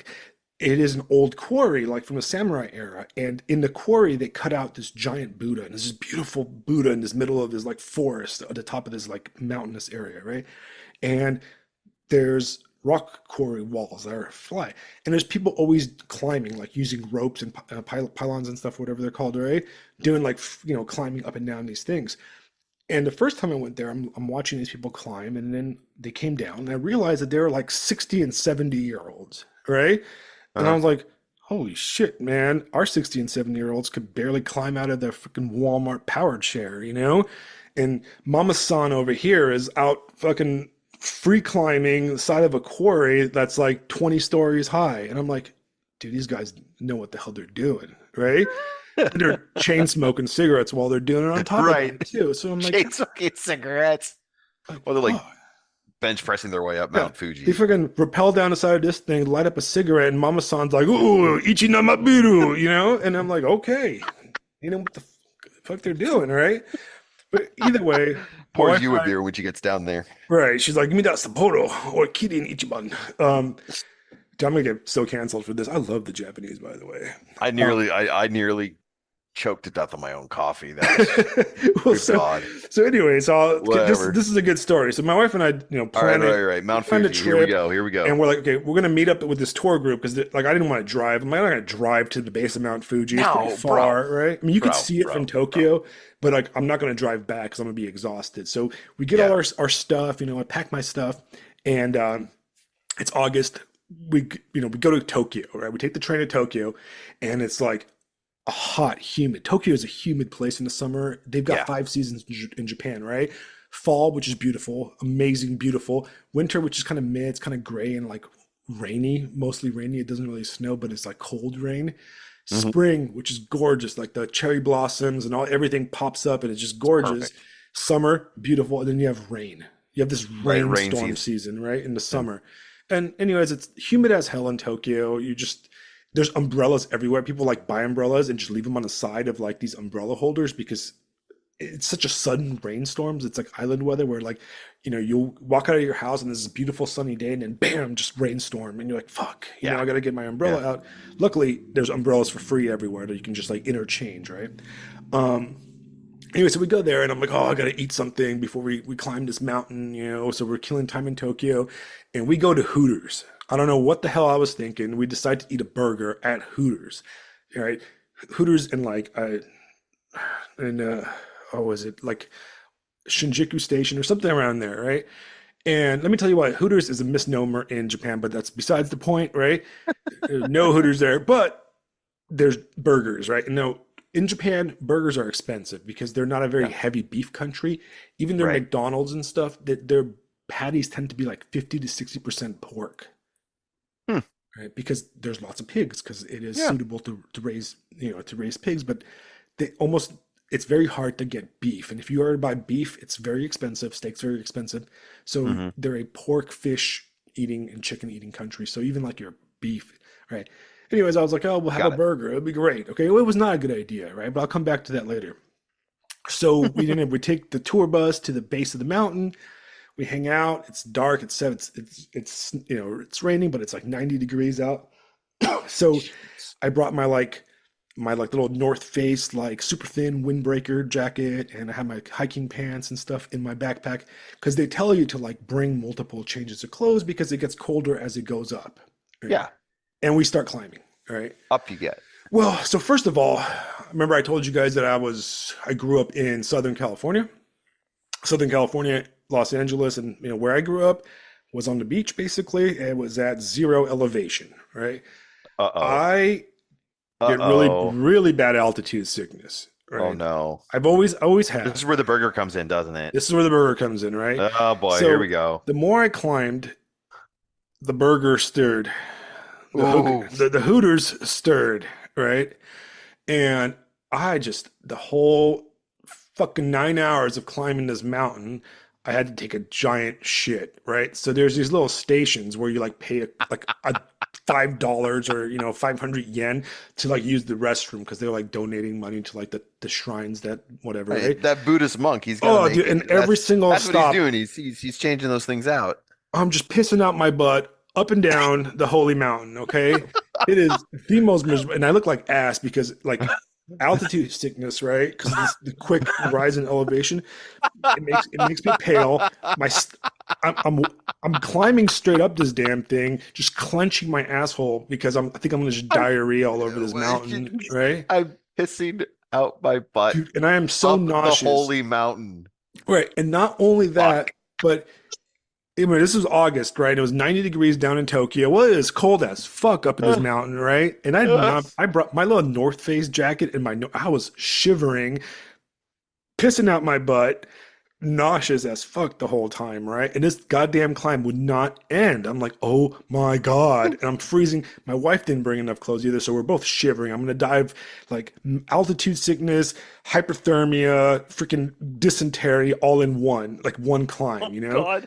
So I freaking finally like some Japanese dude like took pity on my freaking disgusting looking ass and gave us these like hand eaters. And these motherfuckers, right? They're sitting there at every little station. They're putting on more gear, right? They're taking out their backpacks, and by the time you get to the top, these guys are wearing like snowboarding gear. And here I am in my like goddamn North Face jacket, which was not in any way suitable for There's snow on top of the mountain. I don't know what the hell I was thinking. And yeah, it's August and there's snow on there. That's because the elevation. This is how mountains work, my friend. Right. And I'm like, oh my God, I just pissed out all I'm my gonna die fluids. here. Yeah, I'm yeah. gonna die here. You're And up there like I'm about to shit myself to death right. on Mount Fuji. And this 90-year-old Japanese monk is gonna laugh at me, dude. Like I'm gonna be laughed at by all these He's gonna Japanese just people. leave my corpse there. He's Yeah, just they'd gonna be like, leave the corpse and just look, float his way down the mountain they're and like, not look even at care. these stupid fucking gaijin. Nah, man, listen. That's why it's nice that it's a volcano because they could just toss the corpse up at the top Right, and be done with right. it. And good to go. So we get there to the top, and the sun rises. And it is one of the most beautiful things I've ever seen in God's green creation, right? Like it literally, like the sun rises up like out of the clouds. And my wife's like, "All right, fuck it, let's go down. That was cool. Let's go." So we Dude, turned. hold on. I want to pause for a second. How, dude, I can feel the spiritual essence of this story, and you're gonna laugh, but like the horror. We joked that it was a pilgrimage, right? Oh yeah. Everything that you have to go to then see the sun rise up out of the clouds on the top of the holy mountain, bro. Oh, it was absolutely worth it. It was absolutely worth I it. now understand everything about Japanese popular religion because Right. how many times you think this has happened where some poor bastard basically fucks his way up the mountain, right, trying not to die, Right. and then is greeted with That was I would have done it like over and over and over and eternity. over. Yeah. Over and over and over. And Now you understand why that Buddhist monk's been doing it for 90 fucking yeah, years. no, I absolutely get it, Yeah, right? man. That's a hell of a way to spend your life. And we watched it. We took some pictures. We enjoyed it. My wife was like, "I'm gonna die of frostbite. Let's turn around." Let's get out of we here said, so we can tell our "Yay." kids about Took it. some pictures, and then we bought the little fancy flag. So you buy this at the bottom at the shrine temple area. You buy Yeah. this like stick, and it's got like a little Japanese flag. Ours has like the little Japanese like cool rising sun war flag. And at every Oh yeah. station you stop, they like burn stamp your stick. It's your Fuji stick. It's like this touristy thing, but it's also like, Yeah, and you get this it's like a little. passport. It's sitting in my living room right now. It's like one of our Oh, prized cool. possession. It's You cool, ought you to know. you got to post a picture of that with the podcast article. I definitely will. Right. So we got 100%, dude. that, You gotta. and then we just barreled down this mountain. I'm like, I need to get back, and I think I slept for like 4 days, and I walked. You know, like when you go horseback. You slid down on a sled Yeah. across your own You know when you like trail of when you shit. like go down like you ride horses for a long time and you're walking all Yeah. crooked and stuff. I was like that, but I've never rode horses. But it was just from that hike, and I was in really good shape when I climbed Mount Fuji. So yeah, it was a beautiful, painful experience, reminding me Yeah, that man. I am not a high altitude person. So I'd probably die in Colorado. Okay, Oh, dude. my Wait, what's the elevation of Fuji? let me look it up right now. Yeah, I'm looking it up too. Because, Mile High City, right? That's Denver, and living in Colorado for 3 or 4 years, like you kind of get used to it. I mean, it's 12,000 not feet. that. Oh, okay. So that's twice where Colorado Springs is. Right. It's a So yeah, 12,389 feet, three yeah. inches. I mean, I've been up that high because I've gone up into the mountains in Colorado, right? But actually, I'm trying to think what mountain I went up Pikes Peak when I was there. What's that elevation, just for comparison? Pikes Peak elevation. 14,115. So So it's taller. yeah, so we've been in similar. We know what that. We Yeah. both know what that environment is like. I'm just not. I'm not a high altitude person, and it's I. My wife, nothing. My wife was perfectly fine. She had no. She had no. And she grew up in the California high desert, which is pretty decent elevation. Yeah. Um, and even when I go visit her family, my in-laws, I actually get kind of like sleepy and tired when I'm up there. Maybe because they're really boring, but also because of the elevation for sure. I know I love you guys. Don't. You're like, get me back down to sea level, that nice No, thick yeah, oxygen. I'm a sea level person, okay? I'm a low country Sea person, level okay? enjoyer. I am a hobbit. There is no climbing Mount Doom for this dude, all right?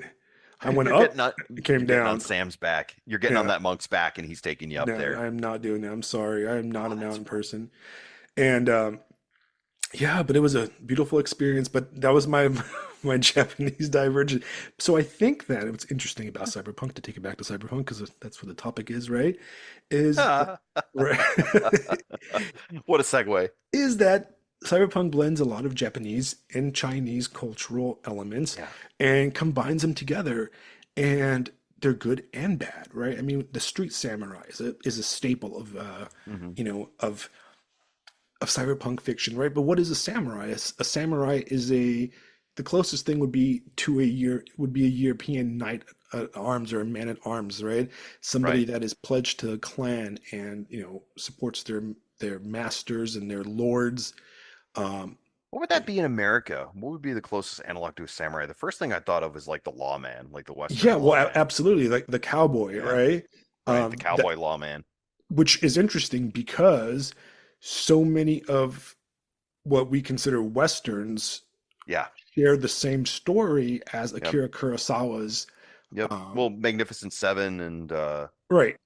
There were both remakes of yeah. Akira Kurosawa movies. Yeah. Yep. And Yep. by Yep. the way, guys, if you have not seen an Akira Kurosawa movie, you need to stop Hmm. and watch an Akira Kurosawa movie.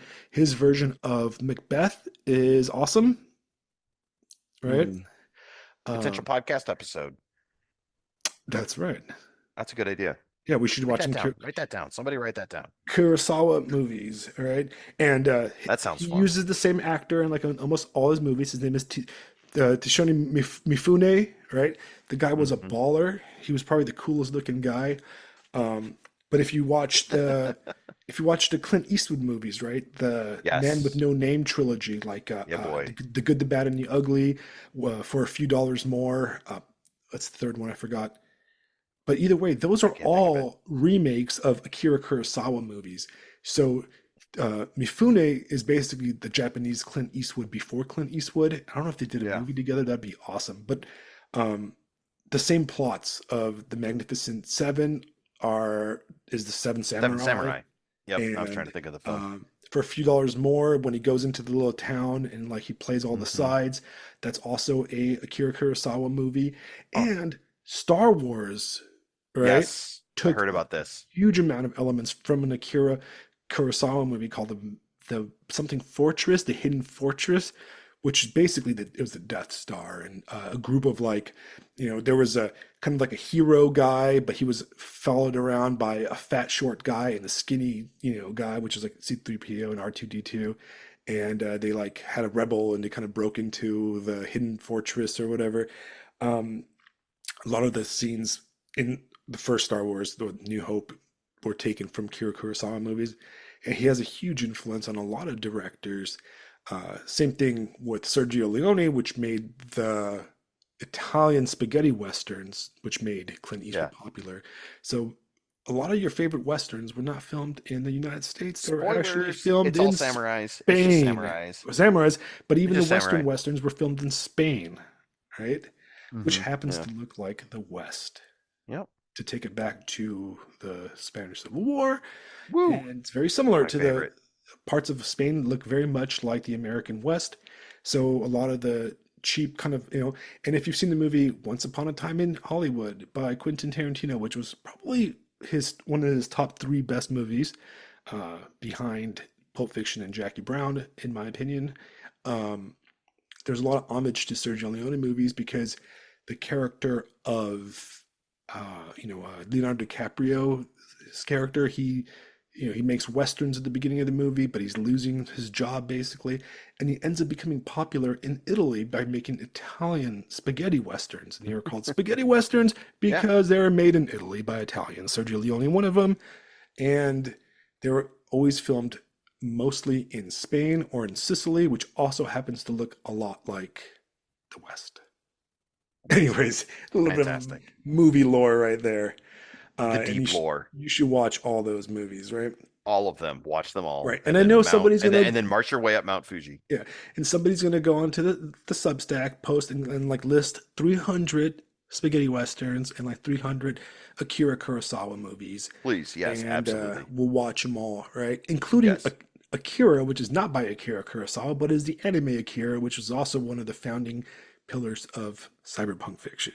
We could have a spaghetti western watch party with all our friends, and we'll all get together and watch 75,000 spaghetti westerns and the entirety of Akira Kurosawa's over. and eat cheeseburgers.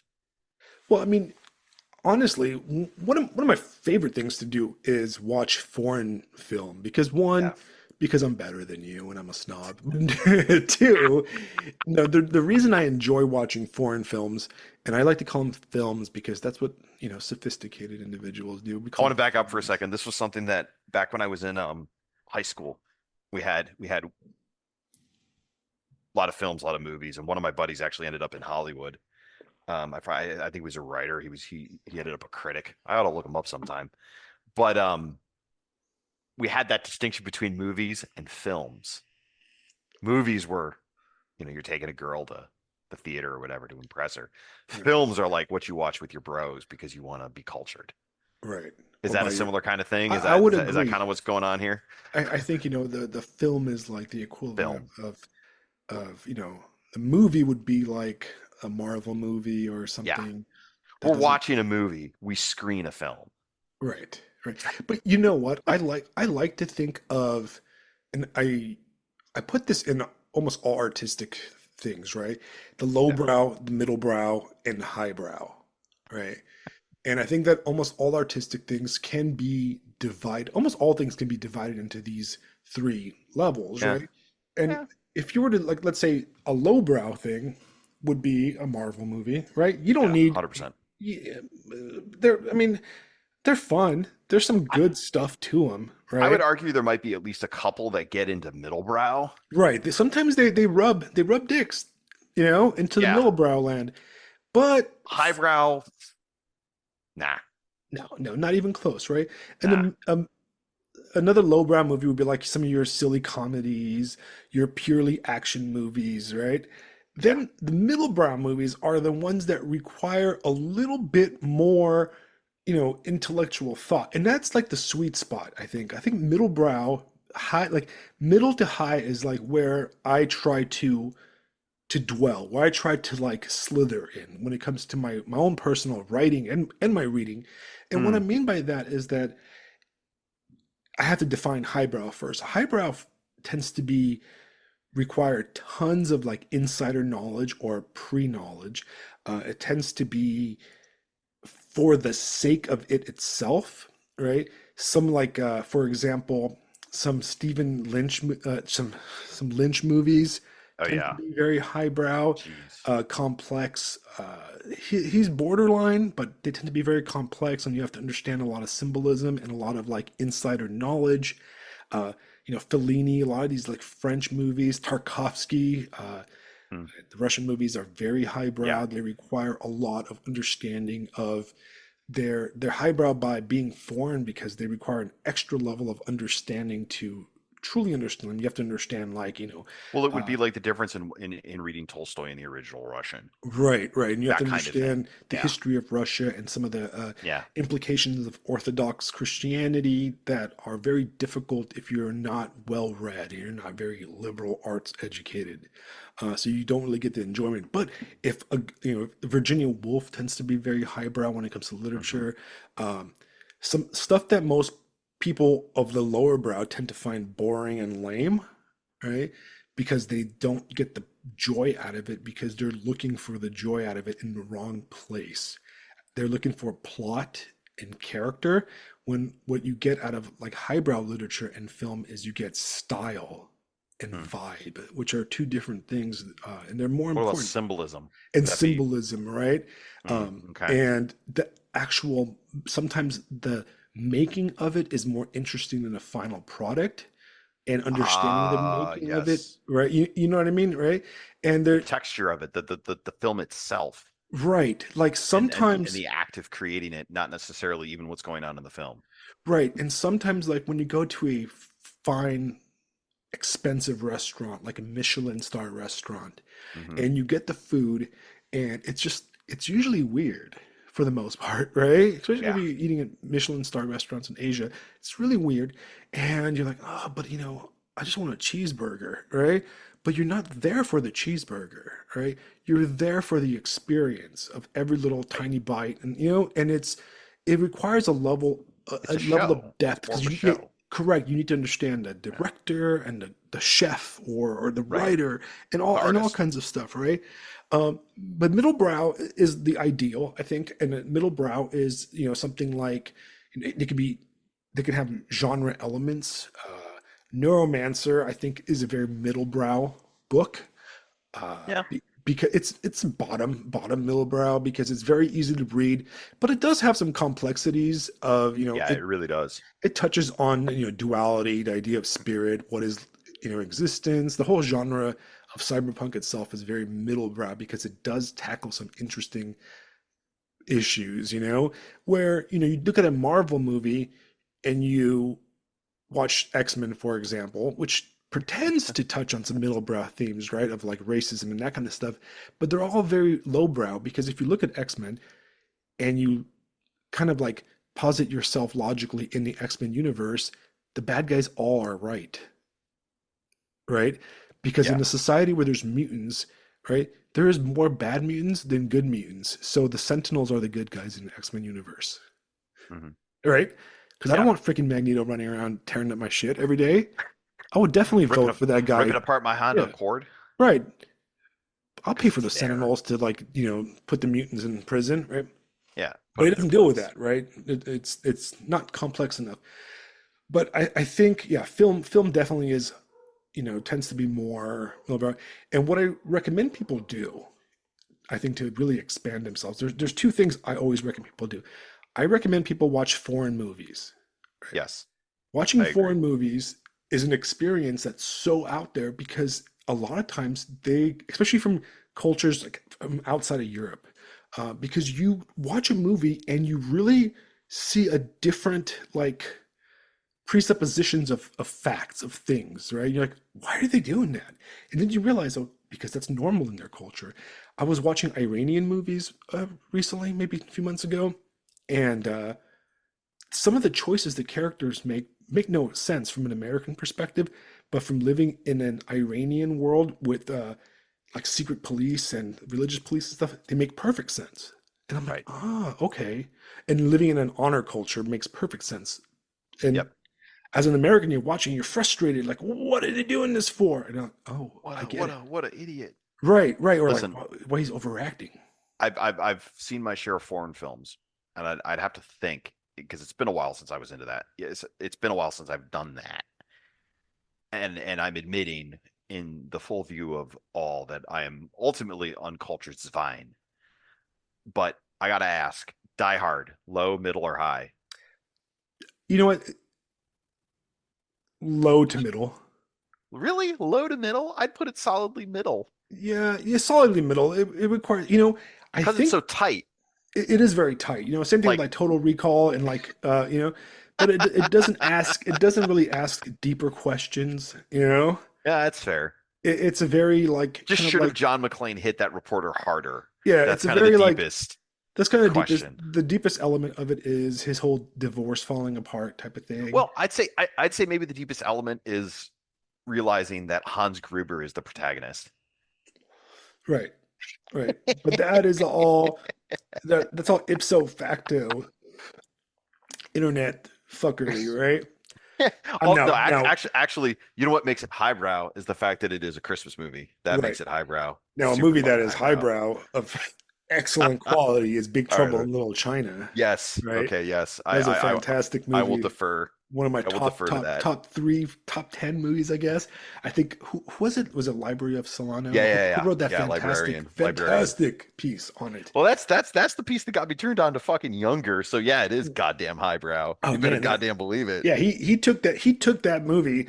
Librarian, you're a boss if you're listening to this, right? Yeah, dude, He took that movie that and he essay is one of the best things I've ever read on yeah, it is Substack. one of I'm the not even best pieces. gonna Yeah, no, I agree. It's one of the best pieces on on Substack, and that's a Substack period dot. Yeah, yeah, without hesitation. You need to ping him in this so that way he yeah. listens to it We should get and him then on he here and we gets can those. talk Oh, about dude, that would be.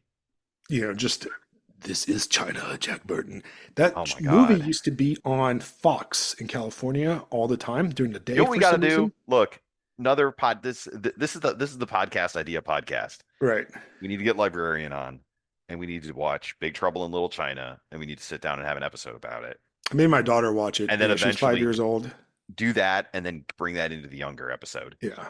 Go from Big Trouble to Umaswell. The Big Trouble to yeah, the Big Trouble to Umaswil pipeline. That's Big what we'll Trouble call in the it. Forest. Yeah, no, my daughter watched it. We watched it Big on Trouble in Little no, we need to stop. yeah, Storm of Little Trouble in China. No, I'm just just I don't know, but Lopan is the beast, man.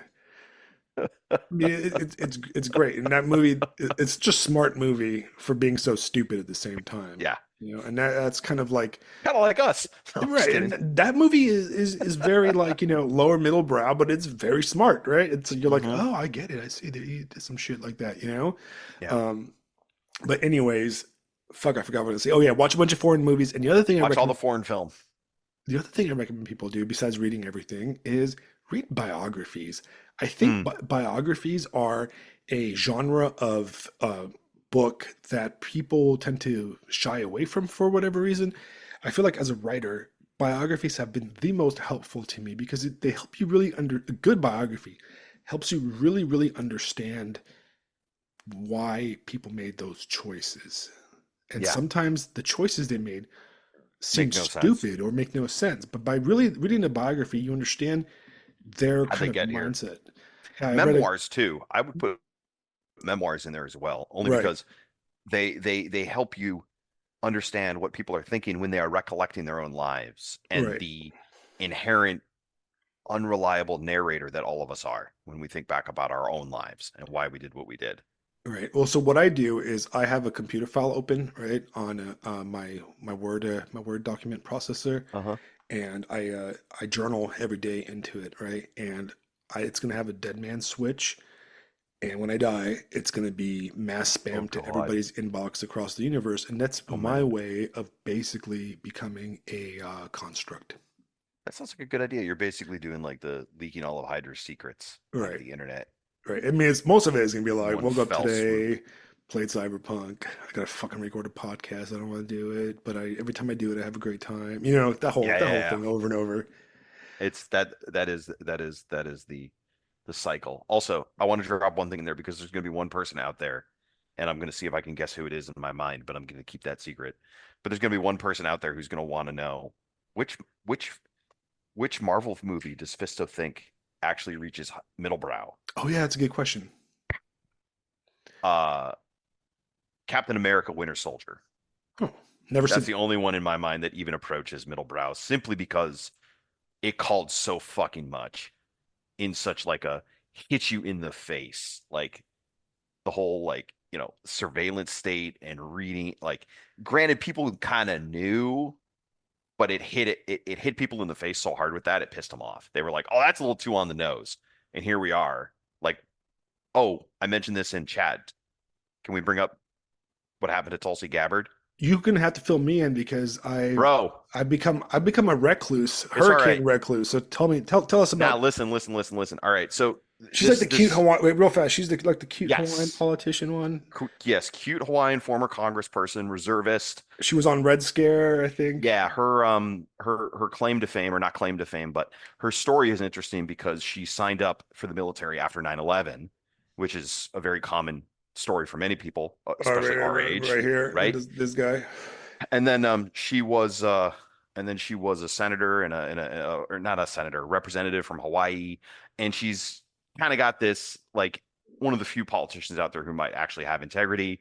And then she got done dirty by the Democratic National Convention because she wouldn't play ball on their bullshit Right. for the most part. I might be misremembering some of that stuff, but that's the essence. Good person trying to do good stuff. So this whole story, and this is why I would say that Captain America: Winter Soldier is my mid-tier Marvel film because of how much it called. But like this Tulsi Gabbard thing, and the only reason I even really wanted to bring it up was because for us and like how we talk about politics, I think politics actually, now that I think about it, you can kind of make it low tier, mid tier, and high tier also. Granted, most of the time it's never going to reach high tier, but we talk a lot about historical trends, and Civil War is a very popular kind of topic in the United States and in the West in general, especially with what's going on with the United Kingdom and things of that nature. And the thing I wanted to bring to your attention, that I wanted to get your opinion on, and I'll try to do this fairly, but Matt Taibbi of Racket News released this article that I read. And apparently, Gabbard has been put on a special kind of terrorist watch list, something called Quiet Skies, I think is the name of the program, but it's basically a TSA program that if you're on this, you basically your ticket gets slapped with the special code, and you literally have like 3 TSA agents up your ass from the moment you walk in the airport to the moment you get on the flight and to the moment you get off the plane. And the sheer amount of bullshit that she has to go through. This just recently occurred. I think she got put on the list on like the 26th or something of July is what Taibbi's article said. Anyway, it's a free article. You can go to Racket News and read it yourself. But the thing is like she's on this extraordinary list that is meant to literally track terror suspects and things of this nature. And like nobody knows what she fucking did. Right. And there's people, dude, and this is where it hits me for a moment. And I'm going to say this, and it's a little spicy, but what's happened to Gabbard, I think, is more consequential than what happened to Trump with the assassination attempt. And here's why. I agree. Yeah, you probably see it instinctually. Trump, I get it. He hits it. He doesn't turn his head. He takes the shot. He buys the farm.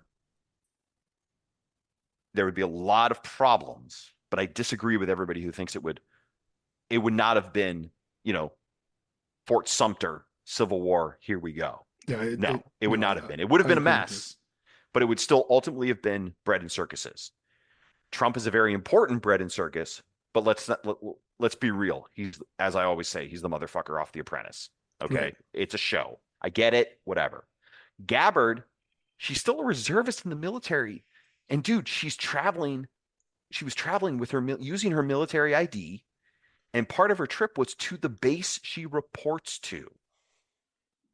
So you have a person in the military who's like traveling for apparently some kind of maybe military reason. I don't remember exactly why she was moving around, but like she's in the military and now you're putting her on a terrorist watch list.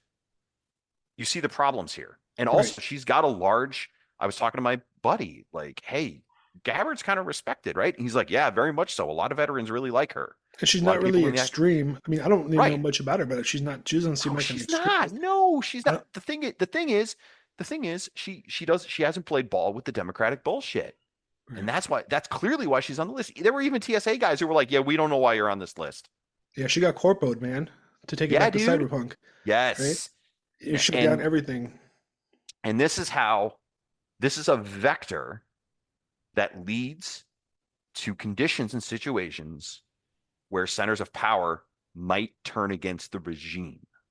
Because when you politicize the military and you have things like the TSA giving the military a hard time, you see what I'm saying. This is Right. this is this is where this stuff gets oh Right. shit. This is Oh shit. where so okay, Yeah, this is a step.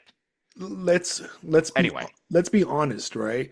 sure. Of Shady course. stuff has Oh been yeah. happening in, throughout the history of all governments, right? Yes. This That kind that of stuff is has probably been happening all the time, oh yeah, right? 100%. Um, It's bullshit the whole way through. That's all just all it's governments another have, Tuesday. even like the crazy right wing's hyper love of monarchies, right? Behind every king, there was a grim and worm Oh my tongue, God, or yeah. or uh, Court intrigue, my man. right. Come on. Let's do it. That's who ran things, right? I mean, Yeah. Oh yeah, of and course. most of the, there's never really been a true populist like uprising. No. After all, the American Revolution was a very bourgeois uprising of rich Yeah. people against Yeah. richer people. The Yeah. French Revolution was orchestrated by a lot of kind of disenfranchised or idealistic nobility. Hmm. Even communism in the Soviet Union was done by a higher level of higher uppers in the The Bolshevik regime vanguard. themselves, Yeah. right? It's never the coal miner and stuff. Those guys are the shock troops of the element, but then Yeah. they're disposed of. Just Right. like, in the case of the French Revolution, it got out of hand and they lost control of it.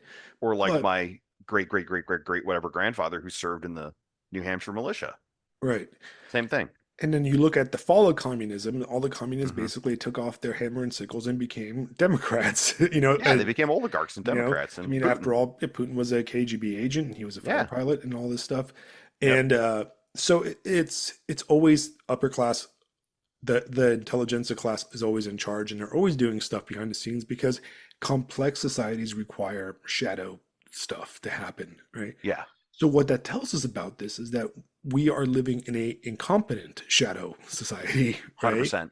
The Yeah. fact that we know about it, the fact that she is not scared by it, shows a Oh level of yeah. incompetence, right? Because People are blowing when the whistle on this shit. Like there's whistleblowers involved with this Quiet Skies program. And I mean the fact that Taibbi wrote an article about it, like so there's it's a right, people are so not taking this lane down. right, so that's the positive thing. Is the positive Yeah, thing is which is that also like part of why it's such a moment and right. why I'm highlighting it at all. Absolutely, because in an Eastern European Soviet kind of like Mm, place, your neighbor would just disappear off to the gulag, and you wouldn't even yeah. know how he Snap your fingers disappeared. and oh, they didn't come home that night. That's so I'm not going to think about that. But Who was that again? Yeah, yeah, they're airbrushed out like the Stalin never photo. heard of him, right? Who? Yeah. Oh, My father? I didn't have a father. I who never is knew him. that? But Yeah. but what's terrifying about today in this cyberpunk dystopia that we live in, right, is that there's nobody's gonna kill you, all right? Nobody's gonna Yeah. come and kill you. They're just gonna make your life completely unlivable. They're gonna shut down Yep. all your stuff and just The ban you social credit. instantly, right? That's all you need to do. Just turn on a few levers on a computer program somewhere, and you're done. If you can't bank, you can't have you can't rent, you can't own have a cell Yeah. phone, you can't do anything, Yeah. right? You can't even freaking pay the bills, right? Because they're all digital now, and it's terrifying, right? It's How much of it terrifying. how much of it is even that you're being targeted too? Like that's the other part of it. Is there anybody even driving the bus? And that's the thing, I don't think so. Is I there a Stalin crossing people off lists Oh no, anywhere? I don't think so. No I one's think that I mean, maybe in some cases, but what you have the AI algorithm deciding this stuff. right, Fucking but give me a break. a bad one, right? That's the only thing it could be. Is a incompetently programmed It's one. basically Chat GTP, right? Yeah, exactly. Just Yeah, like right. Oh and my it's God. a bunch of selfish assholes kind of doing things Yeah. that really benefit themselves and Yeah. or at least their own Mm. ideological ends. And what's kind of terrifying about that this whole thing is that like our modern world, we've become kind of slaves of, the technological, like, kind of singularity, corpo technological singularity, because you look at it, back in the day, let's say that like you had a movement, a rebellion of some sort, or you're different, right? Living on the East Coast of the United States 250 years ago, whatever, and you lost your push, right? You lost the Revolutionary War, and it was considered Right. an uprising, right? Well, those guys could just hightail it west, and Go just west, young man. they'd go west in the To same way. Ohio. In the I'm same just way the kidding. Confederates went west Yeah. after the Oh loss yeah. of the Civil War, uh, Plenty of or places to go. or the Mormons are a great example. They're like, you Right. know what, we're not This whole welcome. thing. Yeah. All right. You know what? Screw it. Yeah, We're out. let's go west. They did the Battlestar Galactica travel from New York all the way to Utah, and I mean that's what that show is based on, That's right. right? Battlestar Galactica. And they made it to Utah, to Salt Lake City, and Brigham Young built something there. Anyways, I'm not. Reminded me now whether because the Mormons show up in The Expanse, and I wonder if that's a bit of a Well, nod I to. believe those two guys are Mormons, right? Oh, are they? Yeah, I think so. I think all Oh, that's sci-fi funny. writers are Mormons. It's just like a weird Oh, Mormon well, thing. okay. I mean, I'll simply accept that all sci-fi writers are Mormons. Yeah, for the I won't most even part, question yeah. that. I won't question that. That, by the way, is a highbrow opinion for the Right, record. right. Let's be clear here.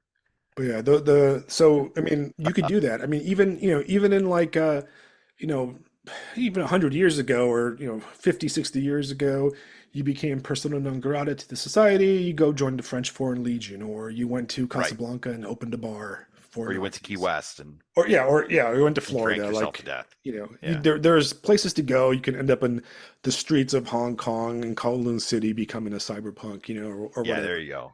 There Or were places to go get yourself just real all outside kind set. of kind of stuff, right? But now you Yeah. can't escape because everything is digital. There is a panopticon of digital wireless net kind of capturing all of us. I mean, shit, I had reception on my phone in the Bismarck Sea down in Papua New Guinea when I was there, Mm. riding on banana boats powered by little diesel engines, where the guys like hauled the diesel fuel for like 3 days on their Everybody's got a back. cell phone. Yeah. And these when I was in Afghanistan, all the locals had cell phones and stuff, Jeez. and you can't escape it, right? They will shut down Yeah. your bank account, Yep. and you can't do anything, and So you're sorry, go fucked. ahead. Yeah, absolutely. And that's what I think is so interesting about the Tulsi Gabbard thing is all of those things. Here's a moment that expresses it, and it's a moment that people are noticing. I'm imagining to myself that 100 years from now, if people are writing about the history of the early, the 2020s in America, the assassination attempt on Donald Trump will get a paragraph within a larger bit about Trump, obviously. But then Gabbard, I mean, that would be in a serious historical work, something like that would probably be at least a page or perhaps a paragraph explaining that. Like that's how I'm imagining the significance of that story that I read in Racket News, which again, I believe it's free. Tybee paywalls a lot of his stuff, but I think that one's actually not. So check it out. But it's one of those things like low key, dude. Like I said, that's the only reason I wanted to bring it up is to try to be a little bit more thoughtful in our commentary. The only reason I wanted to bring it up is because I think it is actually probably more consequential than Trump turning his head and nearly getting his head blown off. I think No, in the I long fully term. agree because it does show. I think it reveals a Wizard of Oz behind the curtain kind of Yes, thing. perfect. Yes, that's it. Um, And it's the kind of Wizard of Oz behind a thing that, like I said, draws. It's the kind of vector that can lead to things with actual power turning against the regime. right. Now, for the NSA Anyway, agents that are listening to us right now, we are relax. full supporters of banning Tulsi Gabbard from flying Yeah, because she absolutely. probably is a terrorist. And then, Yeah, you can look through all my laptop because I have nothing to hide. There's yeah. pictures of my cyberpunk character, and that's about it. I'm I not mean, cool. how do we know that Gabbard isn't Hitler? Just She you could have, she could be cloned, Hitler yeah, cloned exactly. as a Yeah, woman. you can't prove she isn't. So Yeah, she probably that's what I'm deserves to be saying. put on all the lists. So Indeed, comrade. Indeed. whatever our wise rulers decide, we fully Yes. agree with on this Yes, the king is podcast. dead. Long live the king. Correct. She shouldn't fly. Plus Hawaii, stay over there. Yeah. What's Hawaii? I Hawaii's not even a real place. never even heard of it. But yeah, but no, I mean that's it's terrifying, man. It's Yeah, it's And, It's another one of those signposts. it's kind of one of those That's reasons what it why like is. I've become so like, "Oh, I don't even want to read about it. I just want to Oh be yeah. a complete ignoramus when it comes to Sorry, like, I don't no, mean to I know, like I don't it's mean to important. I don't mean to take a Mount Fuji sized dump in your Shire, I know. but I'm gonna do it. I'm trying to live in the forest here, man. Okay. Hey, I'm just bringing news of the world, my friend. But I'm it following through your does, town and I'm saying, hey, check this out. I'm Gandalf, all right? Deal yeah. with it. Oh, bad news whenever Gandalf comes through. That Good wizard. news, it's like yeah, it's like Futurama. Good news, everyone. You're going on a suicide mission. Fucking Gandalf. God damn it. God, man, what a jerk. God, stirring up the Shire again. But when you think about it, that's the importance of really, adopting the forest passage, right? Ooh, here we go. Right. I mean, you need Well, the Forest Passage and the educated man, and because then you can start seeing connections. right. You got to bounce around. You got to This know. stuff won't take you by surprise. You'll go, oh shit, all right, here we go. Yeah, you got to shuffle. You got to bob and weave and become the gray man. Yeah, float like a butterfly, Nothing, just go away and not die in the gulag. sting like a cheeseburger on Mount Fuji. I mean, in a way, I would rather have them or whoever they are come and gulag Hey. me than shut down my bank account because I'd rather be murdered than inconvenienced. The inconvenience really Well, sucks. it does. The inconvenience is worse because also, you know, you could write the Gulag Archipelago, Right, right? And that could be like, okay, well, that sucked, but I got a really good book out of it. right. I And then we mean, could chill on Substack about the yeah. time I mean, Alex got Dostoevsky got gulagged. gulagged. Yeah. He wrote. He came Yeah. out and Look, hey, 100 years from now, if people are putting my name in the same sentence as Bonhoeffer, I'm cool. I'm cool with yeah, that. yeah. But I Yeah, mean, absolutely. He was kind of like a really sweary, angry atheist, Bonhoeffer. right. I But mean, still. there's that. Ah, Yeah, it's a wild, wild world, and I feel like the politics are changing faster than I can adjust. I mean, I started listening to. Oh, I mm, listened. Okay, everybody's gonna be like, "Oh my God, Alex, you're such a dork." I listened to Red Scare podcast because I like them. All right, I like Anna and Dasha. I think they're actually they're very interesting, smart. It's probably one of my top five podcasts that I should listen to. you can listen to and read whatever you want. I That's know, I actually, know. you know what? Hold on. I want to go back to something you were. Sorry, I don't mean to interrupt, but this is something I wanted to say earlier, and I just want to tell a quick story from Substack. Like apologizing for listening to Red Scare, dude, Oh, folks. it's more of a joke. I think Of course. But I that want to illustrate this because a lot of people don't understand that. Listen, I've got in my hand right now Edward Gibbon, The Decline and Fall of the Roman Empire, right? I posted that I have this book. This is going to be like, I'm reading all 6 volumes. I'm going to do it, cover to cover. It's going to be like a 5-year project. Like, I'm not pretending like I'm going to blow through this. But the thing is, I literally had a guy tell me, Gibbon thinks the Roman Empire fell because the Christians made them all pussies. There, I just saved you a week of your life. You don't have to read books anymore. Man, fuck that noise, guys. Look, read what you want. Don't listen to what anybody else. Oh, I just saved. No, you have a brain. Read it, use it, come up with your own conclusions. right, make your own opinion Anyone on who it. tells you don't watch, don't read, no, don't. Anyone telling you no, fuck them. Yeah, and when I say that I'm apologizing for listening to Anna and Dasha, I'm really just joking because I think they're Of awesome. course. I was actually exposed to Anna on the first time I ever heard of her was she was a guest on Bret Easton Ellis's podcast. I'm like, oh, who is this person? She's pretty interesting. And then I Mm-hmm. realized she was talking about her podcast, and I started listening to it. There's a lot of irritating things about them. I mean, they have that All right. they have that vocal fry, which is like, they're that makes me want to smoke because they're always lighting up cigarettes. But when they fire on all cylinders, man, they are good. For example, You got to take that they leap of intuition. right, their recent episode they had Yeah. Tucker Carlson on, Oh, and the man, the myth, the legend. it is a great episode. I haven't finished it yet because the Mm, hurricane. I listened to podcasts on the way to work and back, yeah. and I haven't gone to work because of the hurricane. But it's been like the guy, and they don't really talk a lot of politics. They talk more like personal stuff, and Cool. he talks about his like drug addiction and his alcoholism and all kinds of cool stuff. And very interesting guy. I listened to him on Joe Rogan, which Joe Rogan I don't like, to be honest. I'm not a huge Joe Rogan I don't like because I don't like some of the topics. He goes on about like MMA stuff and ice baths and saunas and shit like that, and stuff that I'm like, that's cool, man. Just whatever. You go Windhoff Right. somewhere in the Enjoy. corner Enjoy, sir. and hyperventilate or whatever. But I mean, he's cool and everything. He's probably great. He's our god, our podcast god, right? Yeah, But so they say. ultimately, I'm not a huge fan of because I don't really care about guns and that kind of stuff he's into. So I'll pass on that. But I like the snarky, the kind of like uh, gay Red Scare kind of vibe. And I also like Bret Easton Ellis's podcast is the one podcast I pay money for, which is fantastic.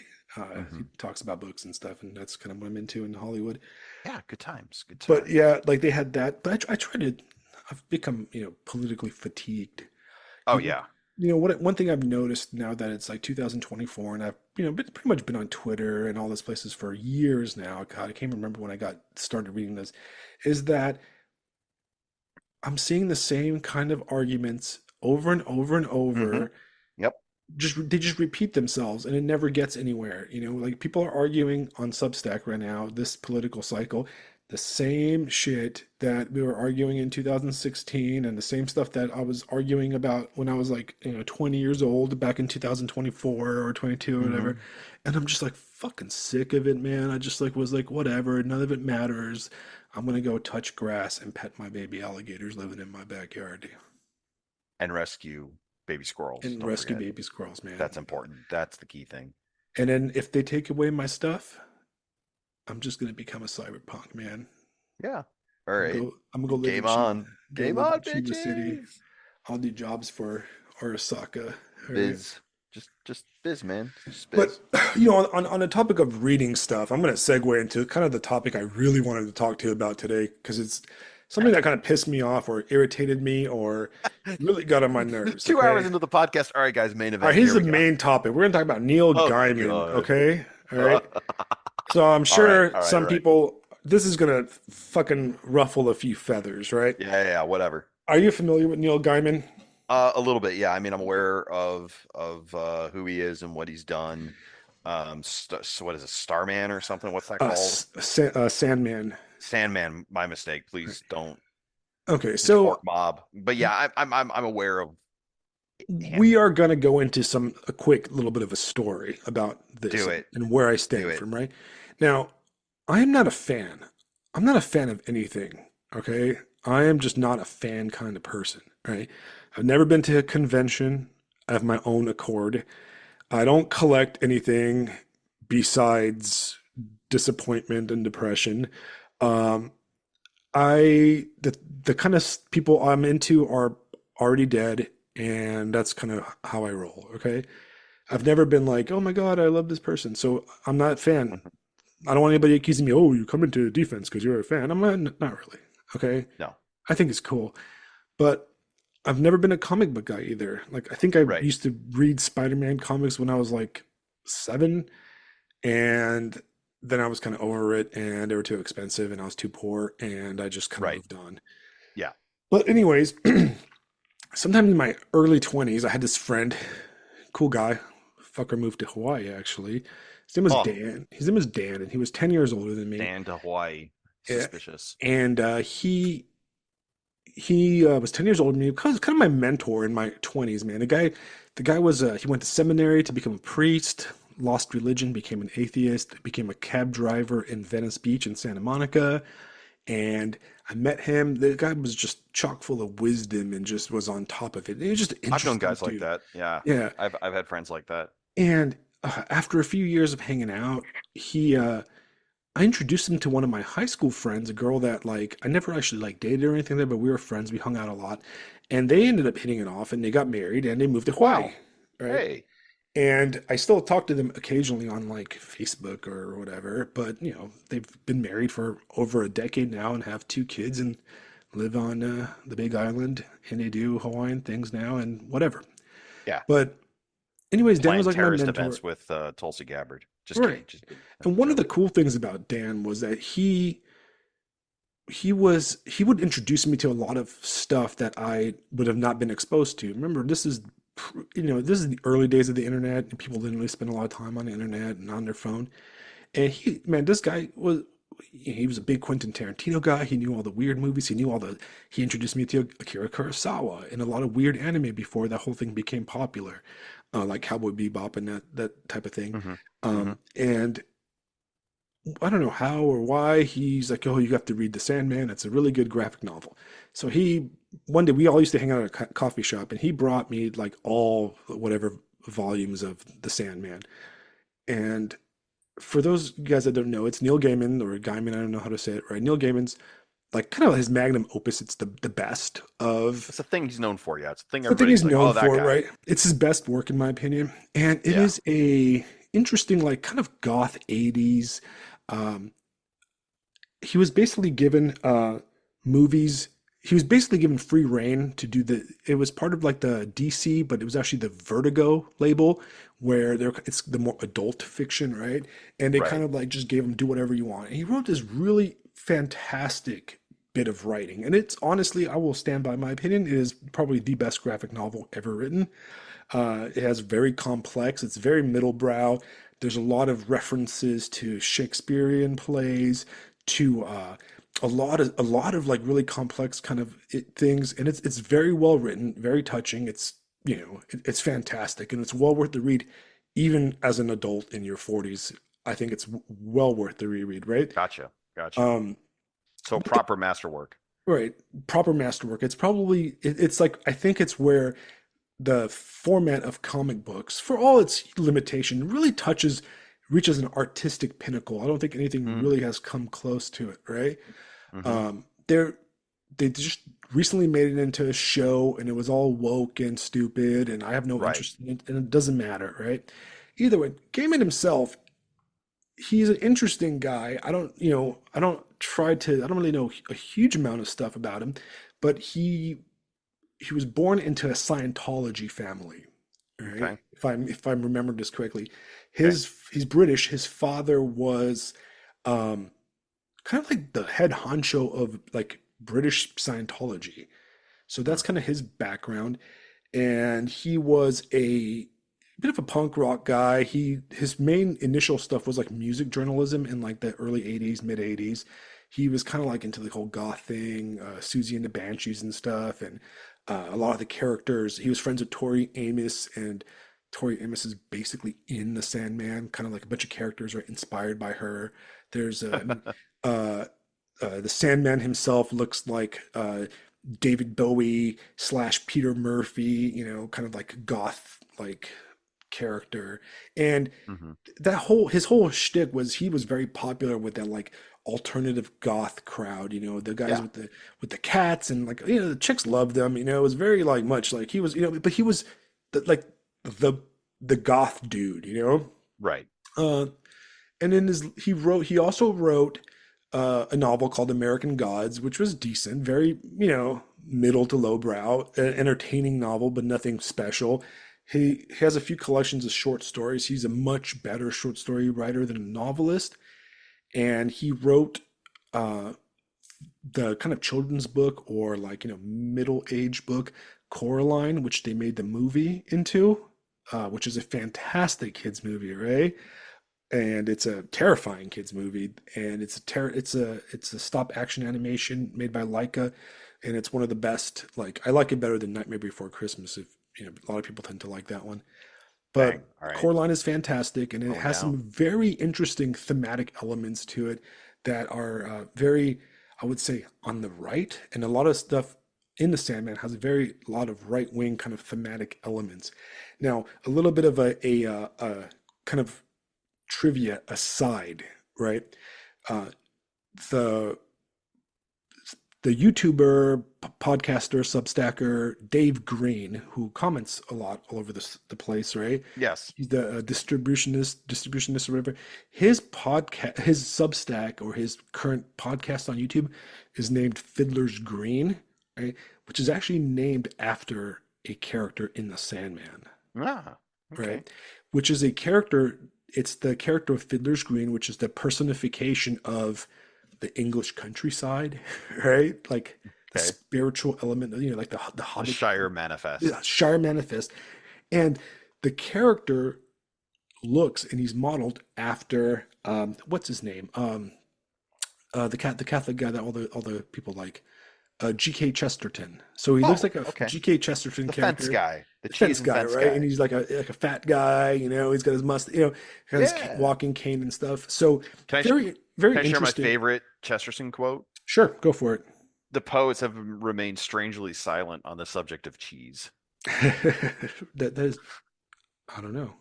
I do like brie, Yeah, man. but Anyway.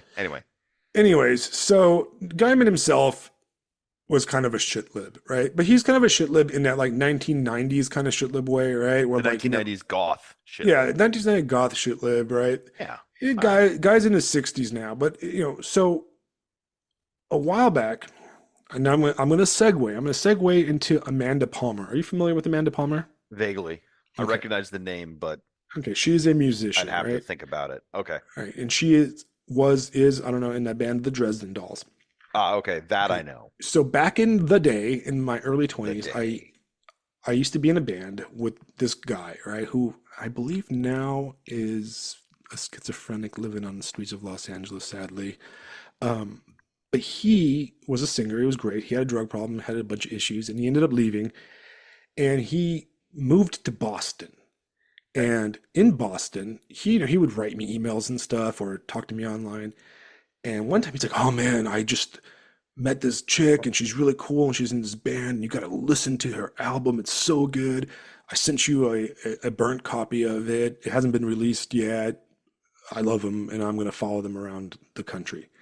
So he sends me this disc and it's the Dresden Dolls, their first Hmm. album and a bunch of outtakes and stuff. I was like, man, this fucking shit is great. Yeah.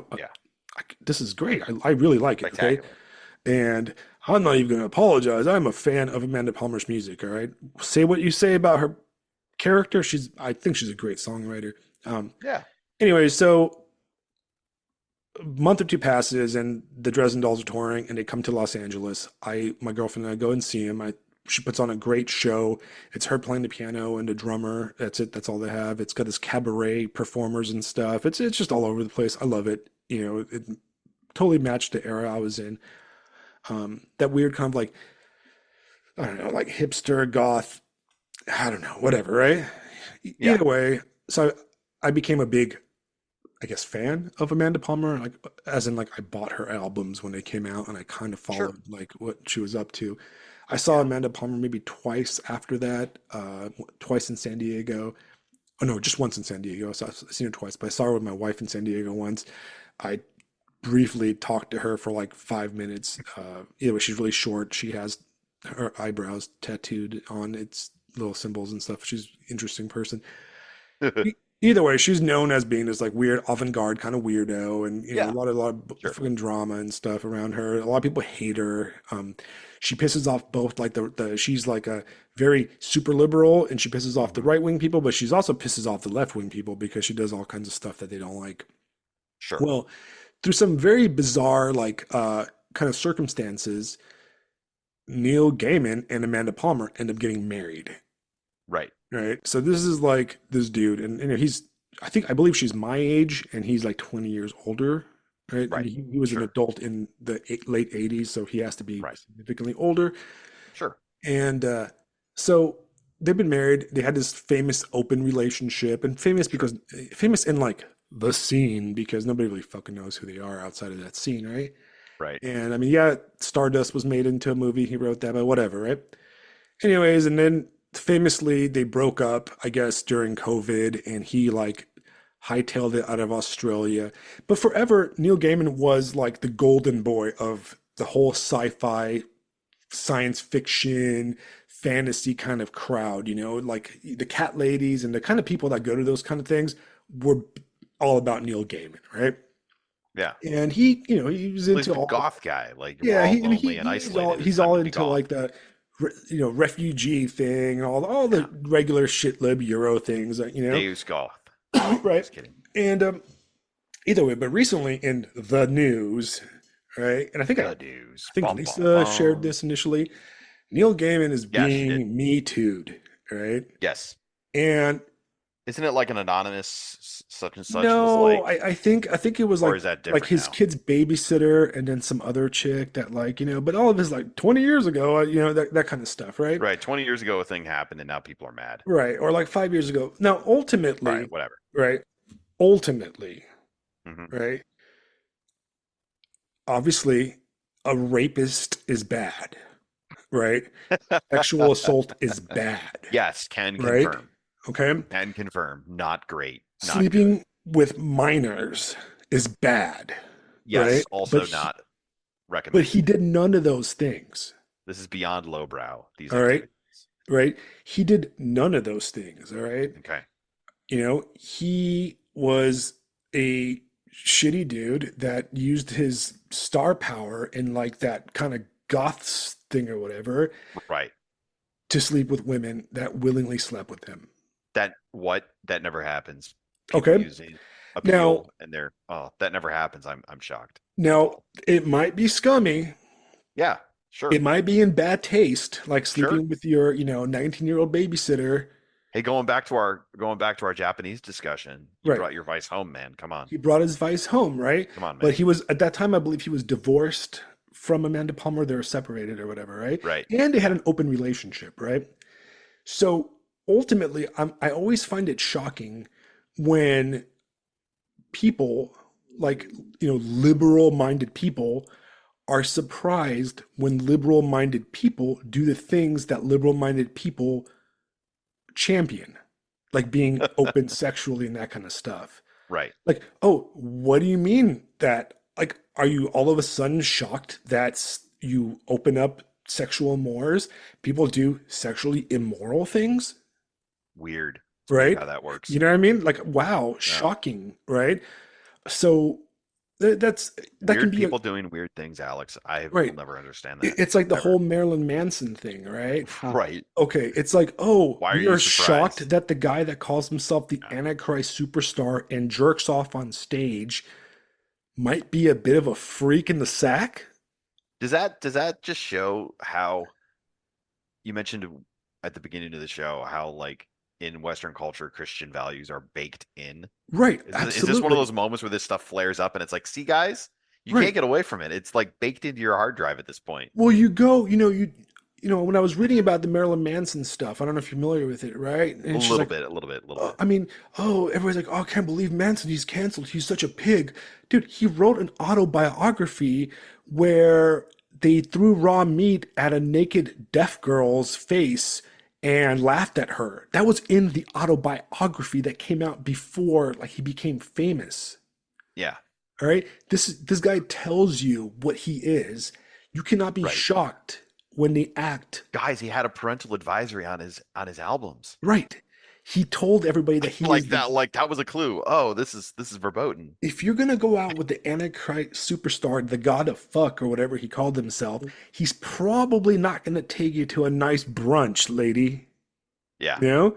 So I just don't get It's like being surprised that NWA wrote a song called "Fuck the Police." right. Wait, what? What? I am. These people are all Shocked. Hillary. These people are all Hillary Clinton Right. now. Like, or So no, Tipper Gore wanting to like shut down NWA. Like, guys, relax. so I am supposed to be shocked that the guy, the Scientology child who Oh, writes geez, yeah, goth like comic books and stuff, right. who left his wife and children to marry Amanda Palmer and have a open relationship for like 6 years with a weird Yeah, musician chick, yeah.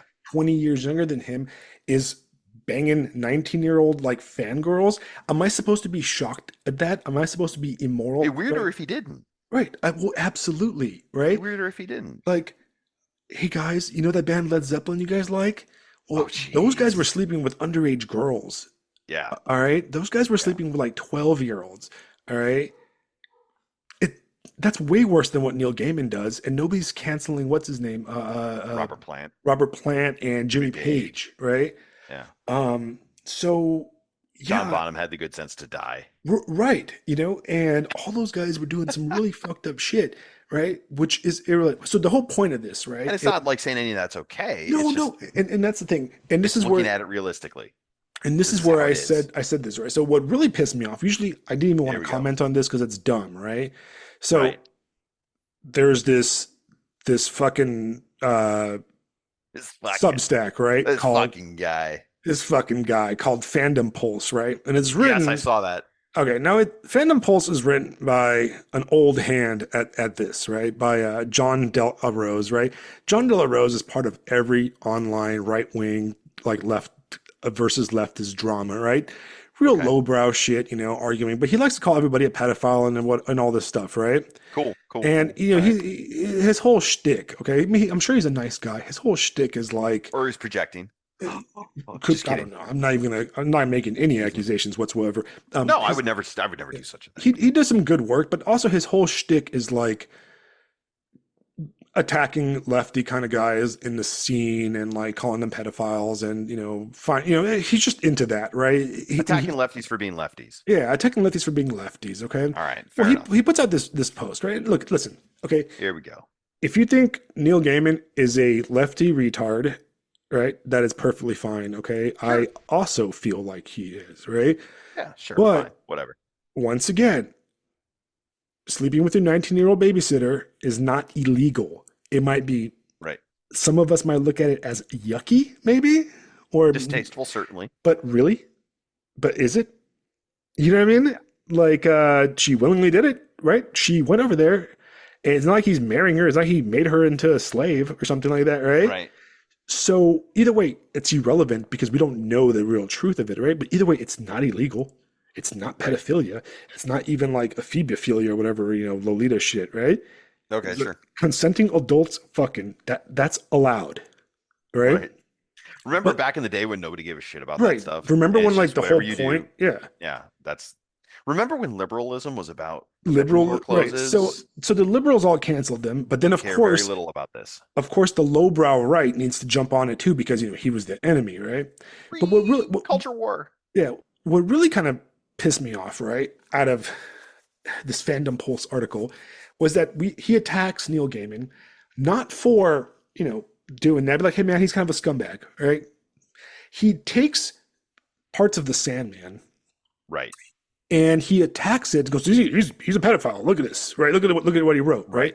Well, Right. the caption he shared, right, is of this fat, disgusting dude who's like obviously a pedophile, talking about like locking up children, right?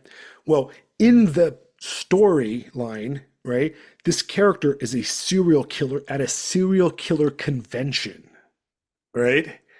And it introduces one of the bad guys, the antagonist, who's called the Corinthian, who is basically a personified physical manifestation of pure nightmare. The dude doesn't have eyeballs, he has teeth, like mouths instead of eyes, and wears like a white suit and like sunglasses. Terrifying character, right? And the characters that are being shown here are obviously like Jeffrey Dahmer type serial killers. Right. These are the villains. These are not to be lauded. Right. It is We're meant setting to up be something to be opposed. right. Right. And Demons then, to slay. right. And then the second panel he shares is saying, "Oh, look at that! It's a woman telling a man to stop forcing her to have degrading sex with her." Right. It's from a kind of a short story in the Sandman, where it's called Calliope, right? And Calliope is a muse, right? One of the Greek Hellenistic muses, right? Right. And she gets captured somehow, right? And trapped by this author who basically is using her to become a famous author, right? And part of that is like, forcing himself on her because she's a beautiful Greek muse, right? Sure. But she's like his slave because he's trapped her. It's basically like he's using her like as like a sex genie in a way. And he's a villain and he gets his comeuppance like triple time. You know what I mean?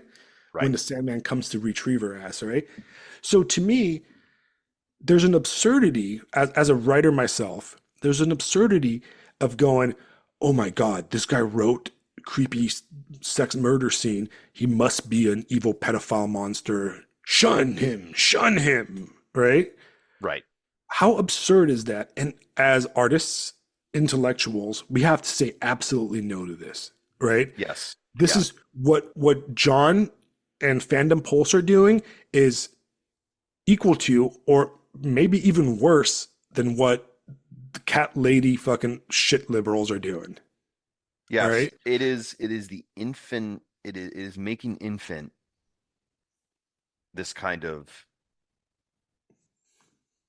thinking, this kind of intelligence. It reminds me of something a friend of mine said, and this goes to everything: politics, music, literature, everything.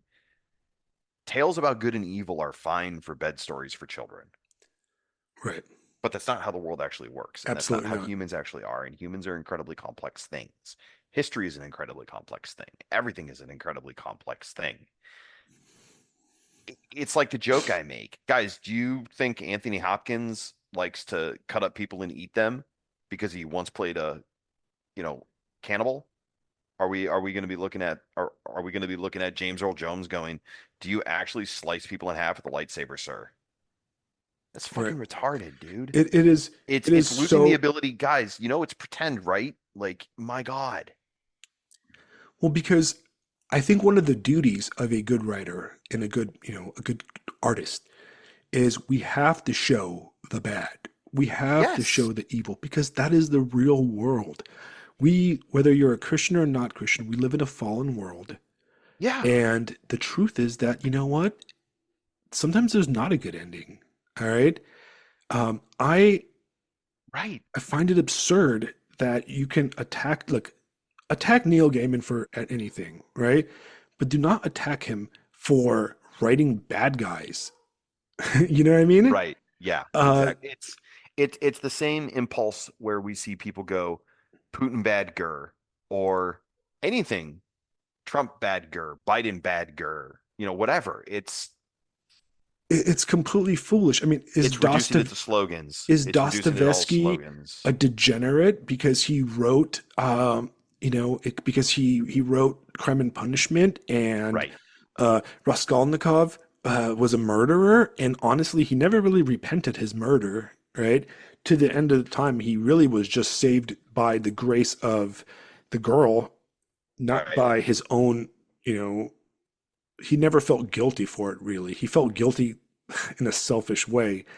So is Dostoevsky a degenerate? Should we shun reading Dostoevsky because he wrote Fyodor Karamazov, a monster, a Yeah, pederast, and it's a rapist? Alex, it's when you start carving out nuance, when you start scooping it out, you leave a hollow shell that isn't worth anything. How is this any different?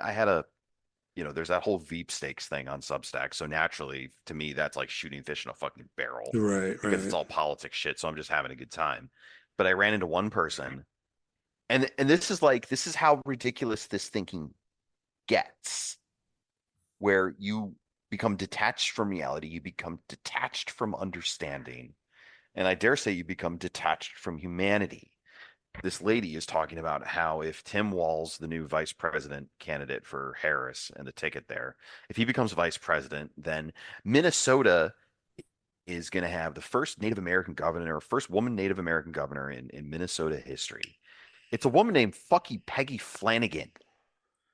And she looks like, I Like mean, I Peggy guess there's some Flanagan? native, yeah, I mean, I guess there's some Native American back No, there. I saw the picture. I look more native than Oh, her. dude, hilarious, hilarious. And the person doubles down on it, talking about colonization and colonizers and this and that, and how adopting names and things of that. And it's all just ridiculous. But I stop and think to myself, do you know anything about Irish history? Right. These these people didn't colonize anyone. Yeah. I You mean, want to know how do you want to know how hard the Irish have had it? Go have some whiskey. Go and have a Bushmill. Go have a Guinness. And how good that alcohol is, they took the pain of 1,000 years and distilled it into a bottle. I'm That's gonna how tell fucking I'm gonna hammered, tell my literally, wife these that. guys have been. Huh? I'm gonna tell my wife that. That's a good line, and Dude, she's Irish. dead ass though, right? All right. I mean, my kid It's is fucked. madness. It's madness. My kid is fucked completely because my wife's Irish, and I'm Eastern European, so she's Oh, basically gonna be booze. eating fucking All the potatoes booze. dipped in vodka, and Potatoes dipped in vodka. he's basically you're fucked, girl. But Vodka no, infused potatoes. Here we go. yeah, vodka infused potatoes. But man, I mean, dude, It's It's you know, morons, man. you get these people and Yeah. you look at them, right? And you look at them and they do stuff like, you follow like the, I don't know, every now and then I follow like the pop stuff and, like Dungeons and Dragons and stuff. And they're Yeah. like, oh, the latest edition of Dungeons and Dragons is representation for like crippled people or not physically able. Then there's a wheelchair, wizard or something like that. And you're like, man, what the fuck? This is just absurd, right? Like this whole like, every character in every book has to represent you.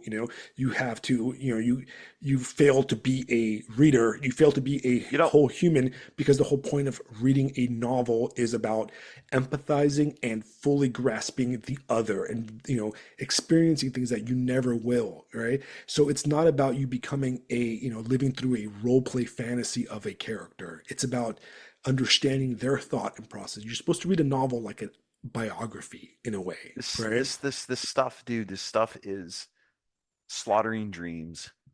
It's slaughtering fantasy. It's slaughtering imagination. I'm reminded of this story I heard a while back. You know Skyrim, right? Right.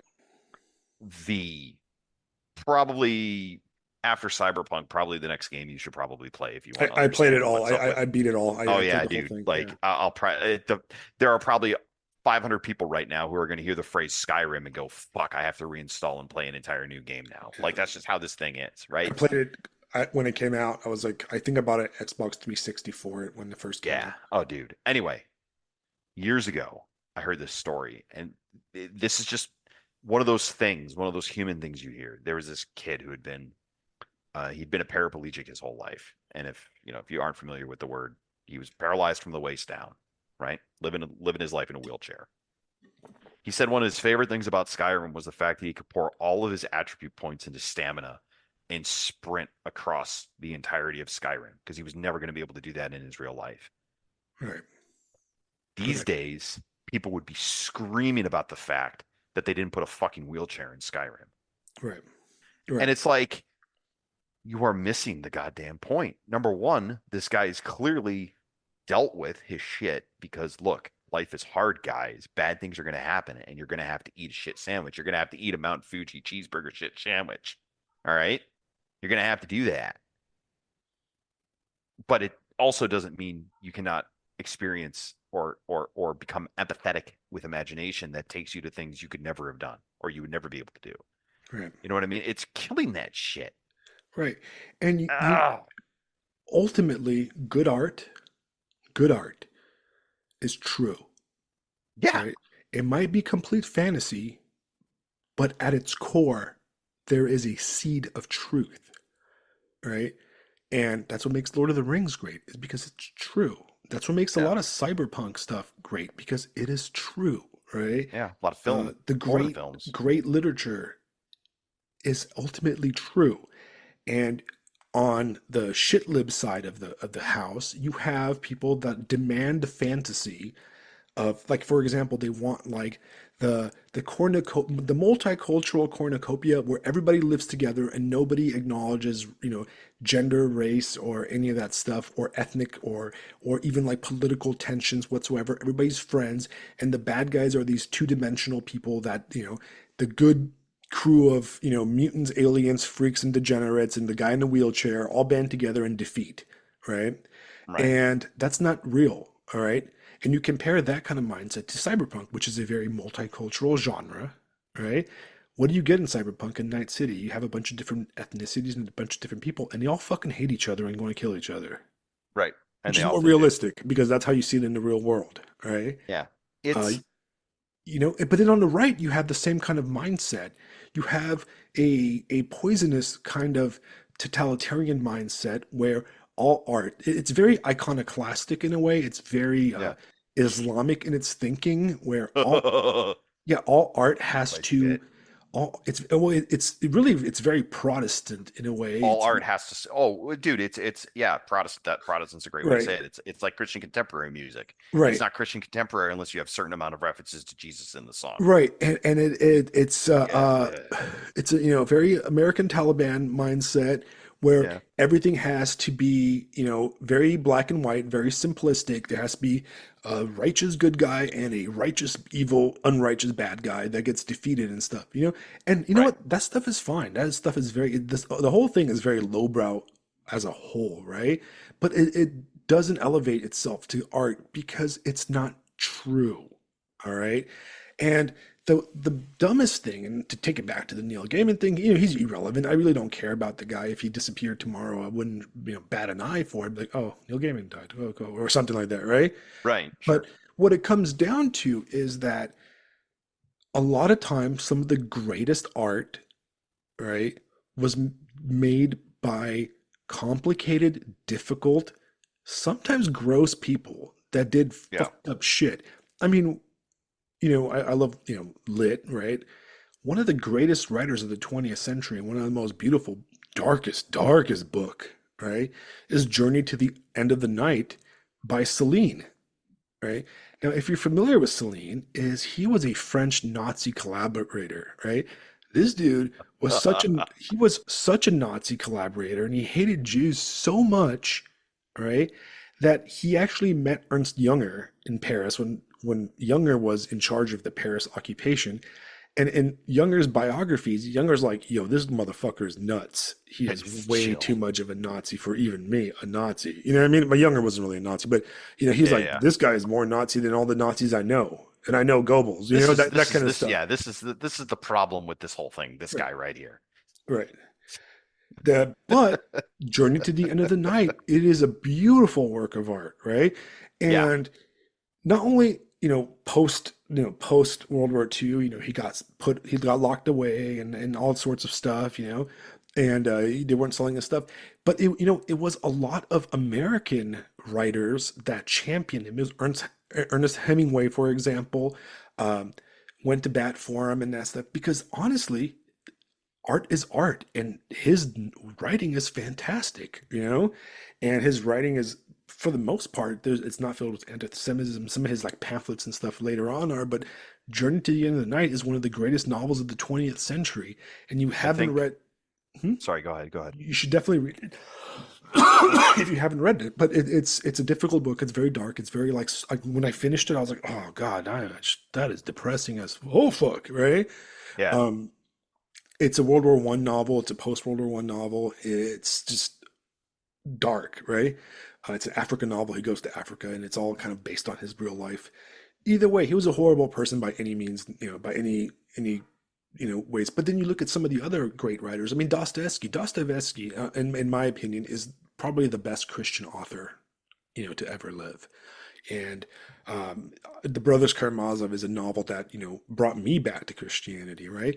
But Hmm. he was a failed dude. He was a Yeah. gambler and a philanderer, and he was just a mess of a human being. He would gamble away all his money and his family's money. He was an alcoholic, probably a junkie.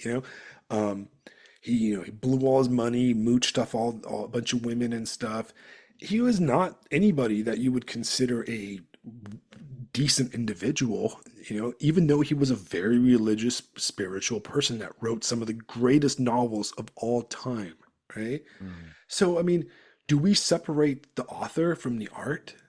Can you not? Do you have to morally judge every writer? And that's fine. You can morally judge the writer, but you have to take the work of art as a work of art, and you should never turn people away from it, right? I Because think. Yeah. I think I got to get this out or my head's going to explode. I think what offends us about this so much, you said art is true, right? The best art right, is true. Agree? I agree. Yeah. Yeah, absolutely. And you've beautifully described an endless variety of examples. And then with the flip side of it, that they're created by horrible, horrible people. All right, well, welcome to humanity, bro. Welcome to the Right. party, pal. Right? To get back to the best Christmas movie. Anyway, jokes aside, the reason this is so offensive to us, I think, and the reason that this is so incenses us is because both the shit lib and the shit con, by doing what they do with this, they are stripping out or attempting to strip out, because you can't, attempting to strip out redemption. Right. The fact that someone can be an incredibly fucking horrible shitbird their whole fucking life, but they could do one right thing. They could do one good thing. They could create one thing that maybe makes it all worthwhile, right? Right. And if you pull out redemption, you pull out the ability to try again, to get up and attempt again.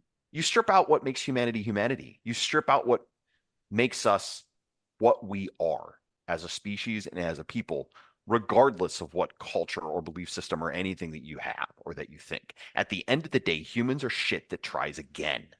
We literally have kids in order to try again. Right. So if you strip this shit out of art, you are removing redemption. And at the end of the day, it's all just lefty fucking materialist bullshit. Mechanist looking at the world like it's a giant fucking cog and taking out the essential anarch essence that is within all of us, whether we like it or not, regardless of what you believe. Right. So, look, man, people want to do this. Hey, fine. But at the end of the day, fuck that. Right. Redemption is possible. And Always. right. And in a way, one of the replies to one of the big replies to me and to Alexander, who wrote the art artist distinction on Substack, was, I think, what's his name, Barbarian, the hell's his name? He wrote Uncouth Barbarian? Uncouth Barbarian, right? And Yeah. Uncouth Barbarian, he wrote something that I don't disagree with, but I do. Fundamentally, right? He went to it from a fundamental Christian perspective. Yeah. I believe he's a Catholic, if I'm Yes, correct. very much. Yeah. Right? Him and I speak in some other circles, and he's Catholic, Right. 100%. And he said, that like you have to kind of take in the essence of the writer, of the creator, and because like that can influence you, and you cannot separate it. And no, he is right, right? And you know what? If I was trying to become a desert father ascetic, I would avoid all art and literature because ultimately they are of this world, right? And I would move Yeah. away from it. Yeah. But I'm not. Right. That is not my calling. I'm a human. We're laymen. I'm a layman, right? I'm Yeah, a we're gonna living, do layman shit. it is my job to live Yeah. here and really understand the human condition. And through art, it is the closest thing to touching the divine that I can do, right? Right. Having children and It's art standing are in the gap. right. And to me, it's sad that you could have people like look at like some art or novels and stuff and ban them or avoid them because they're afraid of being influenced by them, because of either the author or the artist is a degenerate or something like that, or even worse, that because it talks about real deep stuff that might be not uncomfortable, right? Difficult. And you can't make a world like what you do when you avoid those kind of topics. Yeah. You create a world of the intellectually stunted, culturally stunted Taliban kids, It doesn't grow. right? You It's become that line I saw in Foundation. Finished ideas are for degenerate minds. right. It creates Yeah. it, but most of all, you look at the Catholic Church, and the Catholic Church has a tremendous history of art and culture, right? When people bro out on the internet, they tend to always post the great, Catholic era, like art and that kind of stuff, right? But you have to remember that the Renaissance ultimately was a degenerate time, right? Uh, Michelangelo was a homosexual, all right, Mhm. who refused to ever paint or sculpt women because he found their bodies ugly, and he said the naked man was the ideal form, right? And he was you know, Leonardo da Vinci was another Yeah. homosexual that kept a boy in his studio, and he wrote about him. And it's not one of those like post-liberal, like, additions of gaiety. Like it's in his diaries, Right. and he kept the boy toy that ended up robbing him later in life. A little criminal, like very much like in the style of the richer, older, gayer man and the pony bottom. Yeah. Uh, Yet, we look at his art as masterpieces of, a lot of it is Catholic art, right? Yeah. And you have to Well, remember, Sistine Chapel, stuff like that. I mean, right, or the exactly. Mona Lisa. I mean, come on, like there you go. Are you not going to let your children look at the Sistine Chapel because it I, was painted by a homosexual degenerate in the Renaissance? Not to yeah. mention that the people that pretty much paid for that kind of stuff, which were the Medici and the different Italian families, were all, I mean, you know, the slang for homosexuality in the Renaissance in Italy was, the Florentine curse, right? Hint, hint. You're a bit of a Florentine. You know what that means, right? Yeah. Um, Wink, wink, nudge, nudge. right. And that was all over that era. Now, ultimately, that's kind of stupid, right? So Yeah. I would not like, you have to put things into context because you know what? Gay You got people to take the exist. whole look. Gay people are there, and we're not going to avoid them. Pretending that they're not there is not a healthy way to look at things. And Yeah. guess what? If you're going to take away gay people, then you're pretty much taking away like 90% of entertainment, right? If you're going to take away sexual deviance and guys that want to sleep with 19-year-olds, then you pretty much can't listen to any music ever, Right. from like, the classics to now. So come on, guys. Let's be honest. Let's be open-minded about this kind of stuff and separate the art from the artist and enjoy our culture and really take what's good from it and that kind of stuff. But I mean, the whole thing just bugs the shit. I mean, and Yeah. Look, attacking and using like this like fake ass morality to attack somebody, whether they're a shit lib or not, to me is in bad taste, and it's really beneath us. The way I look at it, it's beneath us. I agree. I agree. At the end of the day, whether, just at the end of the day, the world is what it is. The world is infinitely older than any of us, and it will last infinitely longer than any of us, right? And whether you believe in God or not, you got to take it as a whole. You Right. have to, because it is all here. Hiding from it, ignoring it, running from it. Sorry, like you're just going to lessen your you're just going to lessen your human experience. You're going to lessen the human experience of your family. You're going to lessen the human experience of your children, and you're going to rob from your community things that they could know and things that they could learn to build and create a better future for themselves. Right. So, And and you know anyway, what? When I see people on our side or on the, I guess I'm not really on the right. I'm my own person, right?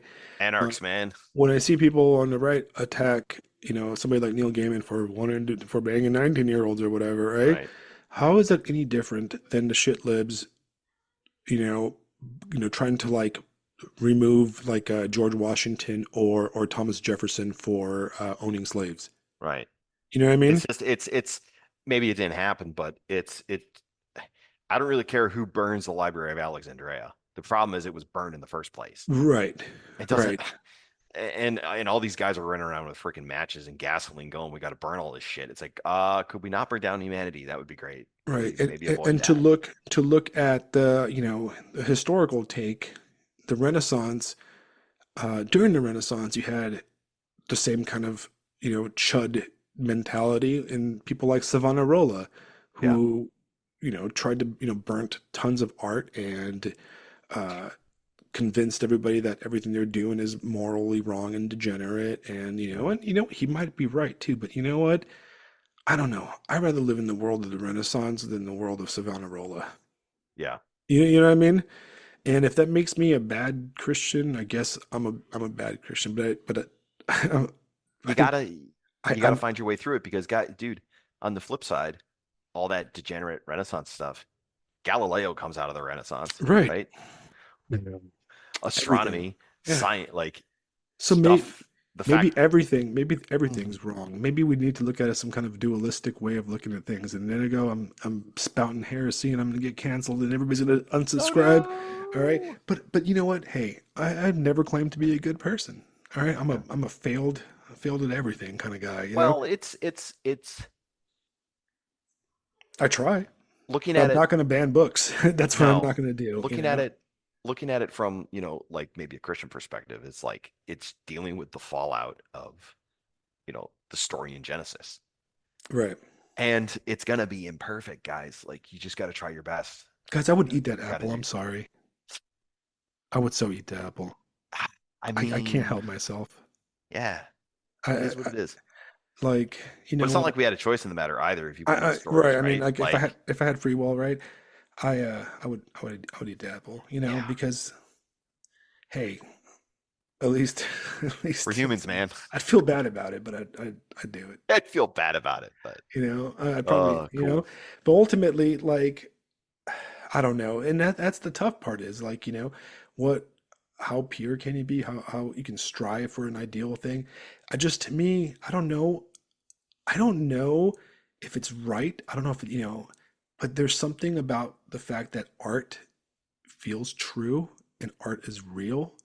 And it's the closest thing we have to touching the divine. Like when you read a good book or listen to like a good piece of music, it's the closest thing, I don't know, that you can touch to the mystical, that you can really feel it. Have And when I'm writing, and sometimes I hit this zone and I'm writing, and I feel like I'm not writing. I feel like somebody else is writing through me, and it feels like I've connected to like a river of like energy, and I even when we'd have these conversations, sometimes I don't have any notes. I always say I have notes, but I always forget to do it because I'm lazy and I'm playing video games instead.